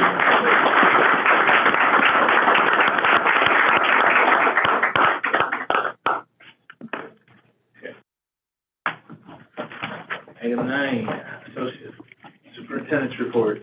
Ms. Lombard. So mine is brief, but it ties in, right? So, through public comments through this presentation, we've heard about student behavior, discipline, bullying, safety, all of those pieces. Just wanted to give you an update that, as you all know, required by law, each year we need to have that information and feedback gathering from parents and teachers around various areas. And that's evolved. It used to be just student discipline, policy 7:190, and we would go through the handbook. Very few parents would come to the meetings and those kind of components. But that's evolved in the 3 areas that we need to highlight are that of bullying, student discipline or behaviors, and school student safety. And so one of the things, all of the buildings next month will be having those. If you probably recall from past, when we do the handbook, we give the dates of those meetings, and they happen usually in March, April, or May. But all of the buildings will be focusing on those next month. And one of the things that we often hear is that, you know, that transparency, wanting that information, how do we get that feedback and all of that. So I'm working with our Director of Communications. We're going to make sure that that we've got that meeting night advertised for our parents so that they're aware of when it is. If somebody can't come, all of our principals have said, you know, they will welcome those phone calls and that information so they can go over that and gather their feedback component. But really trying to get that information out because we do want that feedback from our families. This is different than a town hall. It's, you know, it's information. One of the pieces in the past, buildings have done it a little bit differently. But have sent out a slide deck that's very consistent with, here's the information we want to present. There are district-specific components that we do all the same. They're consistent, they're part of policy, it might be curriculum, it may be procedures, those kinds of things. So all the buildings will be getting that, but then each building's data looks a little bit different, right? the behaviors or student discipline might look different at Keswick than it does at the high school. And so they will be, showing data in various areas with student discipline, safety, and bullying. And then how, on top of what we're doing as a district, are they trying to tackle and address through their own building plans to address those things? If you recall, last year there was a lot more fighting, right? We saw that was very intense at the high school. They were deliberate on their actions that they did there, on top of the other things that we were doing student discipline-wise. And they were able to really make improvements on that. So one, hopefully people who are in attendance will see that consistent effort of making sure that we have all that same information from the district level as well as the individual building levels. Most of our elementaries, you're going to see that that's tied to their parent-teacher association or PTO, PTA meetings, but this is a separate agenda item that will be on there, and it will be publicized that way so people know this is where we're going to talk about it. Doesn't mean you can't ever call it school, but here's where we're going to go through our data, what we do as a district, what we do as a building on those three various areas. And then again, we want, Dr. Orr, you said it, we more than ever need to partner with our communities. Here's our plan. Here's the things that we're seeing. What's working well? What are things that we need to improve, and how can you partner with the community if we're not getting those suggestions and feedback? And so that opportunity to be able to hear. I will be in attendance to all of those meetings. There's one where two schools are doing it at the same time. So Dr. McCrindle offered to attend one of those so that I can take that feedback from each of the buildings as we look at our plan. Our two behavior specialists said it wonderfully. Behavior is ever changing. And so if behavior is changing, school safety is probably changing on an ongoing basis. We see the bullying, the way kids are interacting with one another. All of those things change rapidly. And that's why part of policy is that we have to revisit this plan at a minimum every 2 years as a board. But annually, we're going to have these meetings, and again, hoping to get more parents who are involved in coming to learn about it, say what's working, and then be part of that solution to figure out how do we get better at those areas. Little things today, we were just talking in general with one about how we have a curriculum, about how should we shift it around based on what we're seeing about how students are behaving at the beginning of the year, and then again, when you have to reinforce those types of things. But also knowing that, hoping to make sure that parents know that they can always reach out to us. We were in a recent parent meeting where heard feedback of if these things are there, they're hard for us to find as parents, right? Okay, so how can we do that better? We're revamping our website and doing those things to make it more transparent of what we're doing. And I really hope that these meetings in April kind of jumpstart and kickstart that so that they are, again, that partnership and that problem solving with our parents, our teachers, and our administrators based on what are we seeing today. And we'll continue to revamp our plans and our procedures and all of those kinds of things. And so just wanted to let you know that those will be, you should be seeing advertising for that really soon. You hopefully you may be involved in that if you have a child in one of your schools. And then we will later this spring, I will be bringing those things back with some of the things that we heard and how we're making improvements or changes based on those things. Any questions?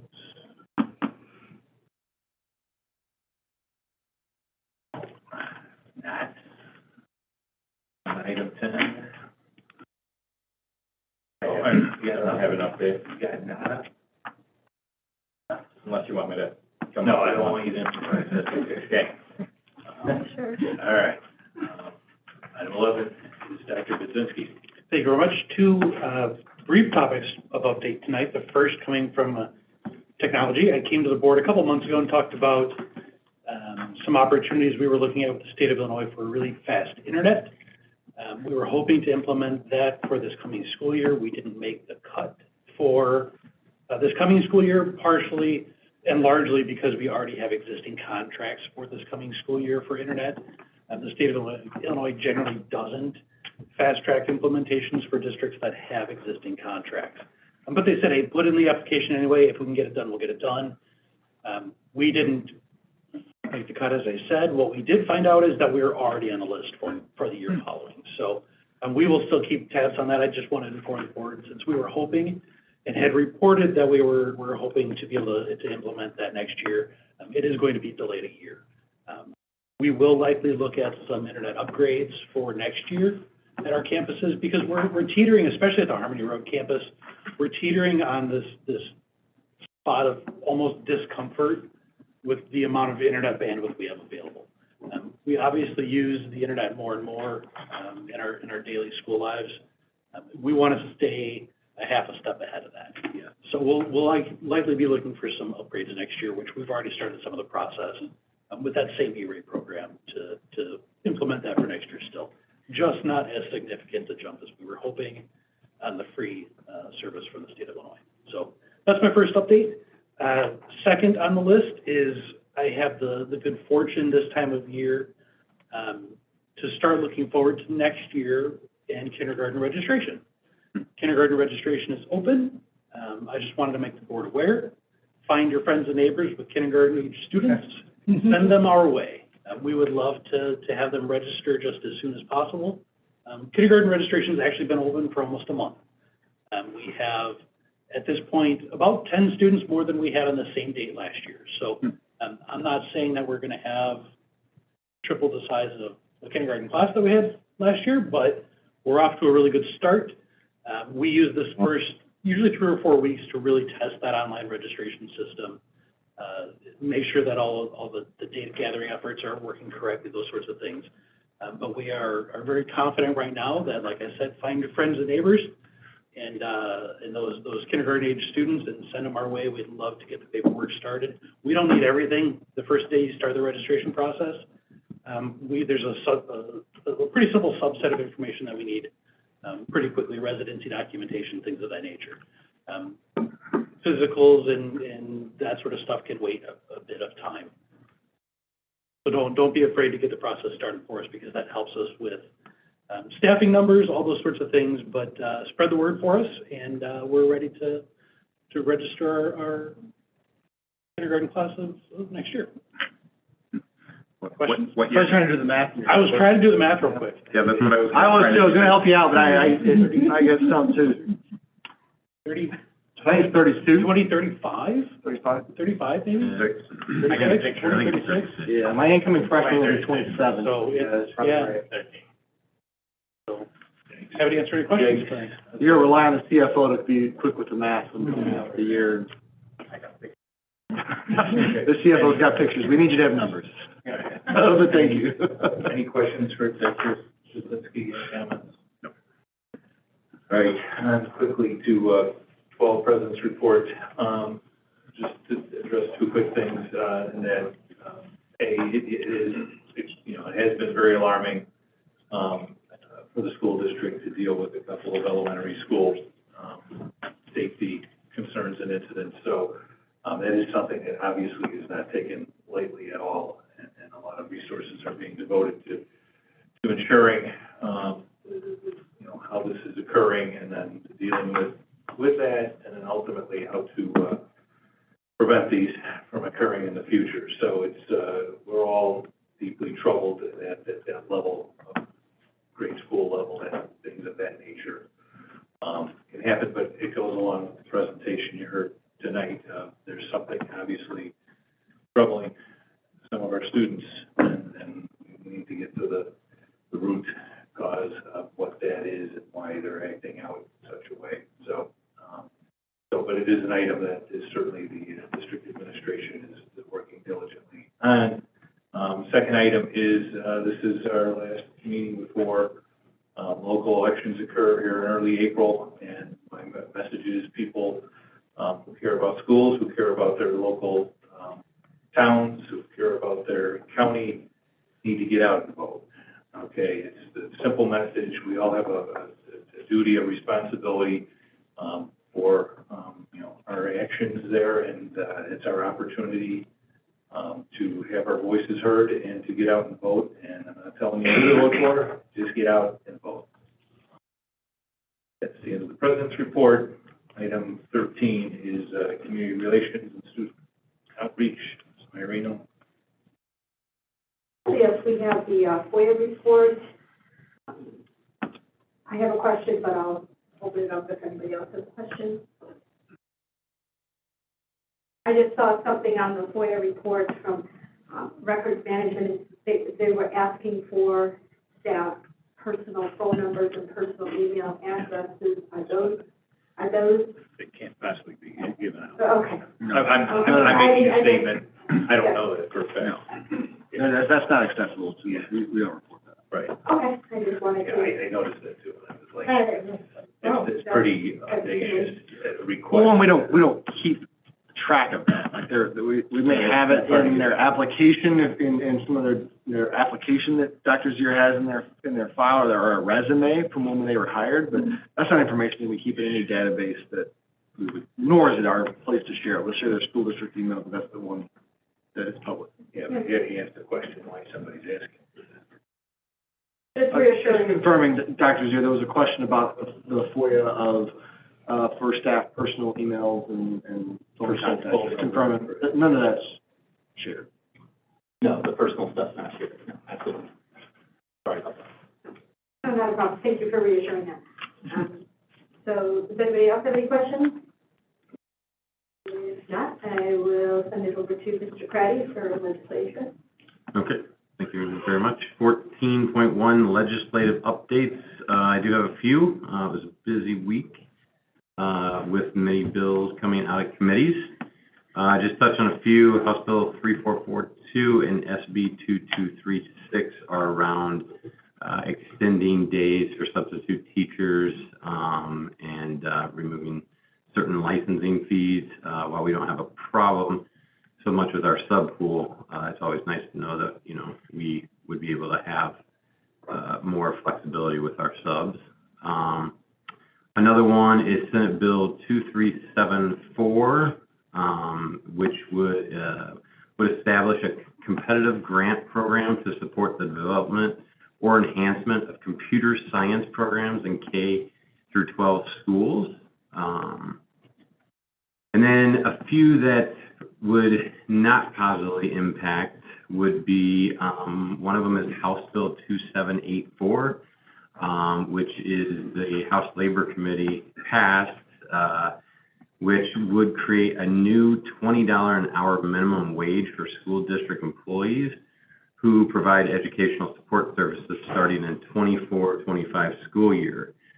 The early estimates are around $500 million statewide. And so while this bill did pass the committee, the sponsor has committed to continuing to work on the bill. So more to come on that one, but that could be very impactful. Slightly.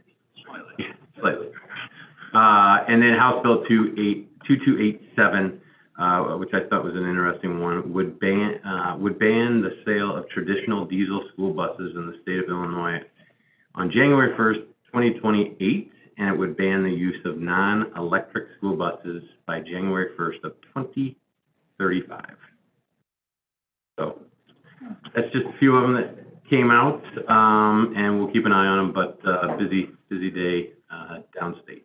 If I could, Mr. Cray, add just a couple that I've got my eye on, the supplement. There's one that, and some of these I think are actually going to happen. There's one that, I mean, this isn't a bad thing. We're prepared for this one, but a mandated dyslexia screener is one that's gaining a lot of traction in Springfield. We have AIMSweb that's used at elementary levels that would meet that requirement. However, that's one that there's a lot of attention surrounding this one. The one Mr. Craddy, I believe it's actually the $20 is for 23-24 school years, so the immediate next school year in its current form. Not that we oppose paying at that rate. We would love to be able to afford to pay at that rate. It's the impact of what that would have on us and our ability to. And there's another one that wants to change tenure law and push tenure attainment down to 3 years instead of 4 years. Many years ago, tenure used to be 2 years, and it got pushed to 4 years. We're obviously in opposition of that, is not because we don't want teachers to obtain tenure. We just want the appropriate time to ensure that they meet our standard and continue to work with them on their development prior to that occurring.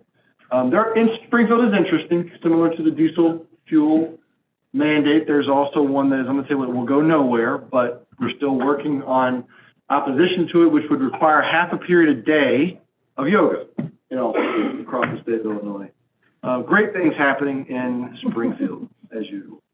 There's another one. I didn't follow up on the recency to see if it actually got out of committee, but it had to do with the guaranteed energy savings contract situation where they were trying to block vendors from being involved in that process and limiting it only to architects.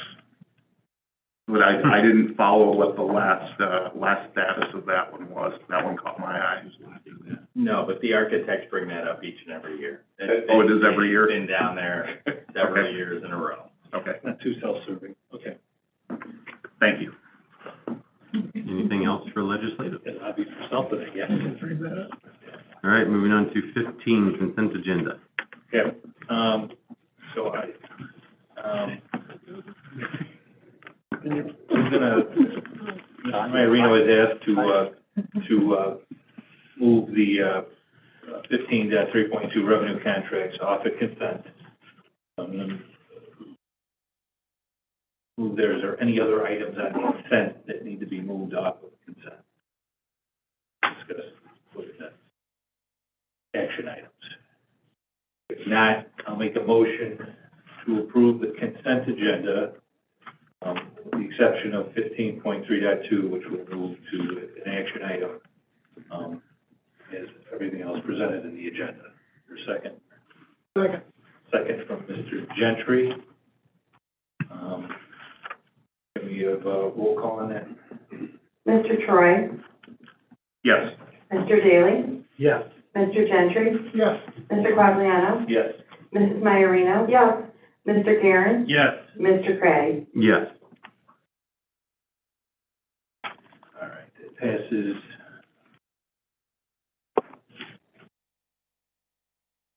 All the way to 16. There are action items, so we'll address the revenue contracts first. So, Marina, do you have anything that you want to discuss on that? No, I'm just, I'm You want not comfortable with this, I wanted to pull it off, yeah. Pull it off. Okay, you vote on it separately. Yep, Yep, no thank problem. you. Okay, is there any further discussion on revenue contract? Okay. Then I will make a motion to approve the fundraising revenue contract as presented in the agenda. Is there a second? Second. Second from Mr. Gentry. Can we have roll call, please? Mr. Karen, Yes. Mrs. Maiorino, Abstain. Mr. Quagliano, Yes. Mr. Craddy, Yes. Mr. Troy, Yes. Mr. Gentry, Yes. Mr. Daly. Yes. Okay, motion passes. Item 16.1, we have our multi-year contract for Dr. Zier. Yeah, the not for Dr. Zier. He'd like it to be for Dr. Zier. I guess I'm reading Dr. Zier first. Yeah. Dr. Vote on that right now. Dr. Beelan is hiding. Dr. Zier's still on the hook for another year before he's up for renewal. Yeah. He's one. We'll do this one for Dr. Beelan. Yeah, for Dr. So this is, the renewal of, Dr. Beelan's, multi-year contract. Okay, does anybody have any questions?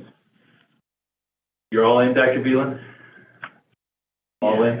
Okay, you're all in. All right, just- I know, that wasn't a hesitation in his voice at all. Dr. Beelan's doing an excellent job leading our high school. We couldn't be prouder to have him there. Like I said, especially, couldn't have been more proud to have you follow me in a place that I care so deeply about. So I appreciate that. He is very deserving of this 3-year extension. Proud to have him on our team. Yeah, no, I would concur. It's been a privilege watching you work with those kids and your dedication and the enthusiasm and the energy you put forth every day with those students. And I know at times it's been rough coming back and trying to address it, but I know you worked hard to do that. So we really appreciate the effort that you put forth on behalf of the district and our kids every day. So thank you very much. Any other comments? If not, I'll make a motion to approve the multi-year contract for Dr. Marcus Beelan. Is there a second? Second. The whole right side? The whole right side. The whole right side, we'll figure out, we'll do something, we'll give it to Mr. Daly. Mr. Daly will be the second. Can we have roll call, please? Mr. Daly? Yes. Mr. Gentry? Grateful, yes. Mrs. Maiorino? Yes, and congratulations, thank you. Mr. Guerin? Absolutely, yes. Mr. Troy? Wholeheartedly, yes. Mr. Praddy? 100% yes. Mr. We have 2 more Fabiano? contracts, just to really keep this pace up, people. Yeah. Thank you. Just a very. Yeah, Mr. Allmeyer's waiting in the wings. Yeah, very simple, yes, thank you very much. That's it, motion passes, 7-0. Okay. 16.2, okay, we won't be approving another multi-year contract for Dr. Zahir. It's for Mr. Altmeyer. Yeah, this is for Mr. Altmeyer. Mr. Altmeyer, I apologize you're having to follow Dr. Beelan, but I didn't choose the order of the agenda. Quite So all right. it's not my fault on that one. This is a multi-year contract for Mr. Altmeyer. And Mr. Allmeyer's 14 years, I believe, in the school district, and this will be a 5-year extension following the other 5-year that you gave him. Mr. Allmeyer saw the district out of, as we kind of discussed earlier, saw the district out and led the district out of some really trying financial times. So grateful for his leadership and his contributions to our team guiding our fiscal department. Appreciate you, Mark. Yes, most definitely appreciate all the hard work and efforts you've put into that office, and just the infrastructure that you have within it, and the competency in which that office works. You don't have a large staff, to be quite honest, for an accounting staff, in my opinion. You do it with a lot of efficiency and good training, and lead other CFOs throughout the state through a lot of interaction, working on organizations you've worked with, and I think all of those efforts serve the district extremely well, and that's worthy of, don't hand out 5-year contracts to almost anybody ever. Okay, so you're held in very high esteem, and we think this is a commitment to you, and we're happy you're willing to make the commitment to the district. So appreciate you very much. With that, I'll make a motion to approve the multi-year contract for Mr. Mark Allmeyer. Is there a second? Second. Gentry, I will give you that second.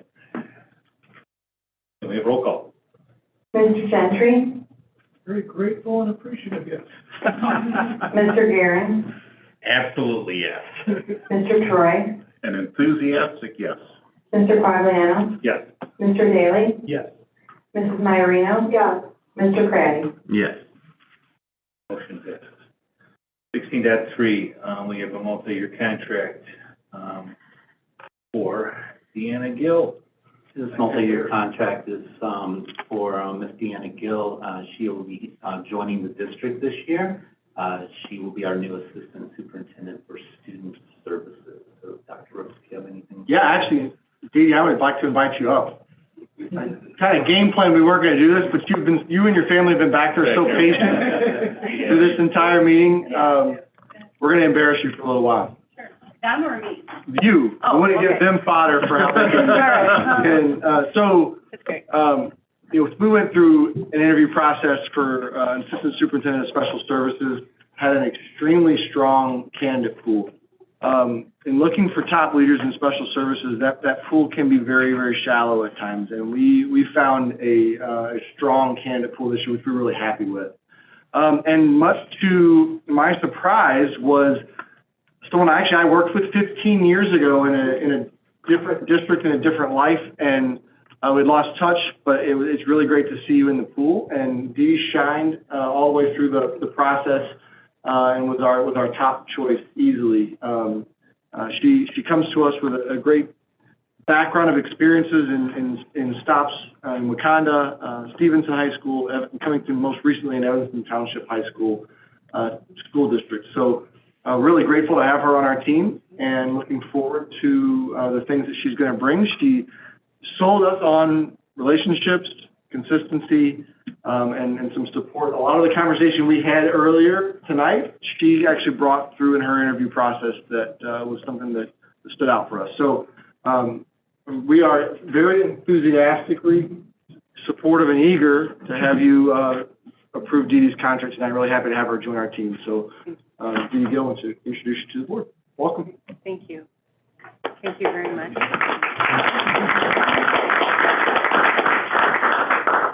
Yeah. I don't know if it's appropriate to Please. say anything. Yeah, please. A few words, Just, please. you know, genuinely want to thank all of you. I should probably turn this on, right? Yeah. Green button, green light. I figured, but I didn't want to, yeah. So, just genuinely want to thank you for this opportunity. Do want to acknowledge, I, brought with me my mom, my husband, and my youngest son, who represents, the only one of 4 who could be here. So I just want to acknowledge them. They really are the support and the backbone of my life. So, they allow me to do the work that I am so passionate about, which is special education. It's my love. And so I am so grateful to them, and to all of you for the opportunity in trusting my work and the work I'm so excited to do alongside all of you and the families and staff in this district. So just thank you for this opportunity, and just, I'm really, really excited to be here and to get started. So fantastic leadership team, and just cannot wait to get to know everyone here. So thank you again for this opportunity. Looking forward to it. Thank you, Kate. Thank you. Thank you, and thank you, your family, for sitting through a long board meeting. Right. That's trying. They're in it for the long run, so that's great. So thank you very much for coming tonight, and happy to have you on board. Thank you. That's assuming you vote yes. I gotta be honest with you, I couldn't remember if we'd already voted. I put the cart before the horse. I did put the cart, so just give me a second. That's So your retrace, no, I was That's looking, wait a second, we didn't vote yet. So, okay, with that, does anybody have any questions or comments? Now, I'll make a motion to approve the multi-year contracts from 2023 to 2026 for Deanna Gill. Is there a second? Second. Ms. Marino, can we have that second? Thank you. All right, can we have roll call, please? Mr. Daly? Yes, welcome aboard. Mr. Gentry? Yes. Mrs. Maiorino? Yes. Mr. Guerin? Yes. Mr. Craddy? Yes. Mr. Troy? Yes, and welcome aboard. Mr. Quagliano? Yes, congratulations. Okay, on to, yay. All right, item 16.4, supplemental purchase orders and accounts payable. They're listed in the agenda. Is there any questions, concerns related to that item? Not. I'll make a motion to approve the supplemental purchase orders and accounts payable as presented in the agenda. Is there a second? Second. Second from Ms. Maiorino. All of these seconds now. Okay. Can we have roll call, please? Mr. Gentry? Yes. Mr. Guerin? Yes. Mr. Troy? Yes. Mr. Quagliano? Yes. Mr. Daly? Yes. Mrs. Maiorino? Yes. Mr. Craddy? Yes. Okay, motion passes. 16.5, bond issuance opportunity parameters resolution to amend. Mr. Altmeyer. Thank you very much. This is a brief amendment to the September 22 parameters resolution that the board approved that was related to the 2023 forward rate lock in October, this coming October, for which we did do, and we also had passed that parameters resolution for a possible opportunity to refund the Series 2014 bonds. And we are still looking into that opportunity as rates are coming down a little bit, and so it's kind of opened up a window to possibly do that. The problem is the September 2022 parameters resolution expired, yesterday on March 15th. So this is a resolution to extend that parameters resolution to the following, because of the board election coming up not later than the earlier of the reorganization of the board following the April 4th, 2023 consolidated election. So if there are changes to this board that we have here, the expiration of this new amendment will be April 4th. However, if this board remains the same, this amendment will carry through till September 16th, 2023. So that's what the resolution, the amendment does for that resolution. If we do have a change in the board, well then what we will end up doing once the new board is seated is we will bring back a new parameters resolution to further extend that parameters resolution, to give us an opportunity to refund the Series 2014 bonds pending the appropriate rates. Okay. All right, so this is a housekeeping matter to continue the charge here on this potential refi. Any questions or concerns from anybody related to this? If not, I'll make a motion to approve parameters resolution amendment as presented in the agenda. Do we have a second? Second. Hearing is not, Mr. Troy is going to get this. No, you can give it to that side of the table. You haven't had one yet, so you get this one. All right, can we have roll call, please? Mr. Craddy? Yes. Mr. Karen? Yes. Mr. Gentry? Yes. Mr. Daly? Yes. Mr. Quagliano? Yes. Mrs. Maiorino? Yes. Mr. Troy? Okay. Yes. Passes. 16.6, the ISP intergovernmental agreement. Mr. Dean, the best for last. There you go.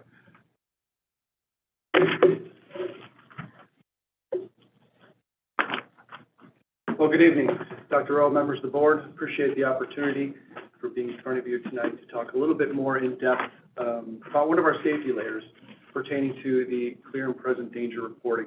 But before we get to that, the month of March, not only March Madness, however, it is our severe weather preparedness month. Most of you may not know that the state of Illinois is in the top 5 for active weather tornadoes that happen in a year. So with that, how many tornadoes do you guys believe Illinois averages per year? Take a guess. Anyone can go hundreds. 54. All right. That's my, I over 54. So that's why, we want to make sure that that is out there and it's important that we are going over that type of information. Can you guess what month is the most active? April? May. Getting very close. So if we should ever go into a protective measure such as our shelter in place in this building during this meeting right here, we would go towards the basement as our safe place. So just to give you a little safety tips on that. Now, getting back to the capping off the night with a little bit of safety, our clear and present danger reporting. This is nothing new to District 158. We've been doing and reporting this for since the time I've been here for 6 years. Now, what has changed is the updated user agreement that the Illinois State Police has and the way we share the information through the portal. Very basic user agreement. You guys have it right in front of you. And now let's kind of go in and talk about what is clear and present danger. And I'm only going to read the first couple lines here, as it's pretty common sense. A person who communicates a serious threat of physical violence against a reasonably identifiable victim or poses a clear and imminent risk of serious physical injury to himself. Kind of broad. It is. Now, why did ISP have this on here for us to potentially fill out a form? Well, if we truly believe that someone's going to harm themselves or others, this may, with the report, an ISP going over it, may hinder the individual from obtaining a FOID card. Now, those of us that do not know what a FOID card is, a firearms identification card, which can offer the opportunity to legally purchase ammunition and firearms. Okay. Now, what is the purpose for it? Obviously, to foster a safe environment, not only for our school, but for our community.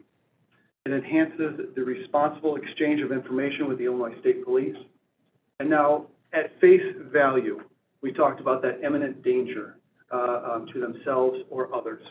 We take that very seriously.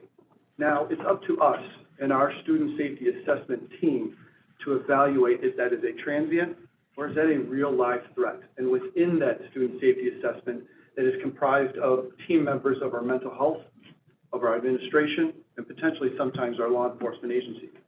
That a little caveat, a little subsection of the student safety assessment, if we truly believe there is imminent threat to a student or to themselves, we could be filling out this form. That's when this form would come into play. And again, this is collaboration through myself, through a law enforcement agency, through our student safety assessment team. Is this appropriate, or was this situation a transient threat, so to speak? Now, if we do fill out this form, there are some stipulations to it, that we submit the form within 24 hours of determination. Each building administrator will be responsible for making a report pertaining to their school when it applies. And also, again, this will fall on the state police that will process any submitted information. Just because, again, we submit this form to the ISP doesn't mean it's going to hinder that individual from obtaining a potential void card.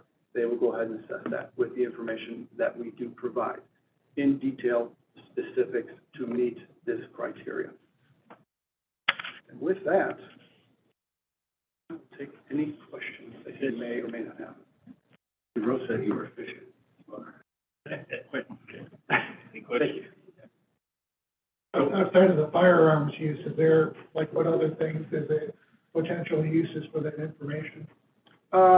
Well, again, it depends on, is this an eminent, that doesn't always have to be, the end result is to potentially hinder that individual from getting a FOID card, but again, it doesn't have to be a threat of using a gun.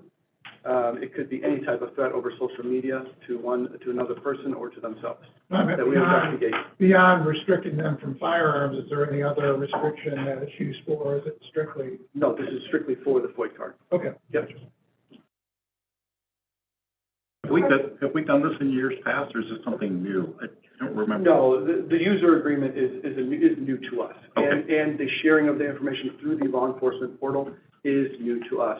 However, there was a general form that we would fill out and submit it via email or fax to the state police.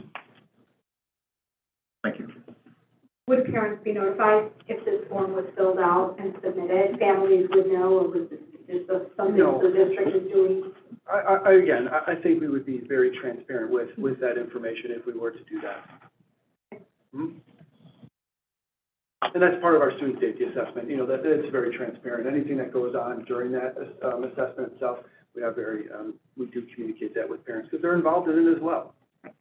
Thank you.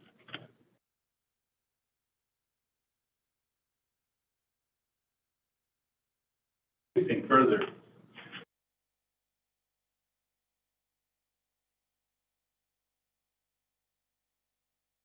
Yeah. I will make a motion to approve the ISP intergovernmental agreement as presented in the agenda. For a second. Second. Is that Mr. Craddy? We heard you over there. Okay. Craddy, a second. Can we have roll call, please? Mr. Daly? Yes. Mr. Gentry? Yes. Mrs. Maiorino? Yes. Mr. Karen? Yes. Mr. Troy? Yes. Mr. Craddy? Yes. Mr. Quagliano? Yes. Yes, thank you. Okay, we had suspended closed session, came back, so I'll make a motion to re-enter closed session at 9:29. Second. Second from Ms. Maiorino, can we roll call? Mr. Gentry? Yes. Mr. Karen? Yes. Mr. Troy? Yes. Mr. Quagliano? Yes. Mr. Daly? Yes. Mrs. Maiorino? Yes. Mr. Craddy? Yes. Okay, we'll continue in closed session.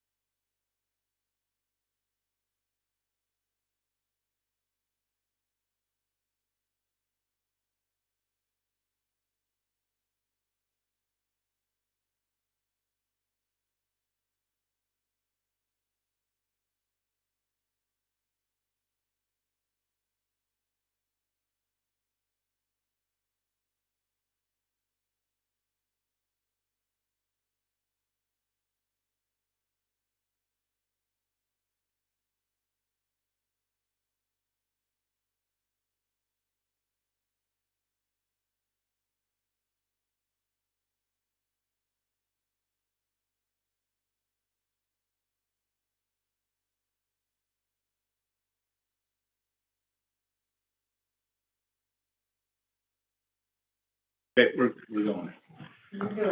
All right. Okay, we are out of closed session. It's 11:12. Can we have a roll call, please?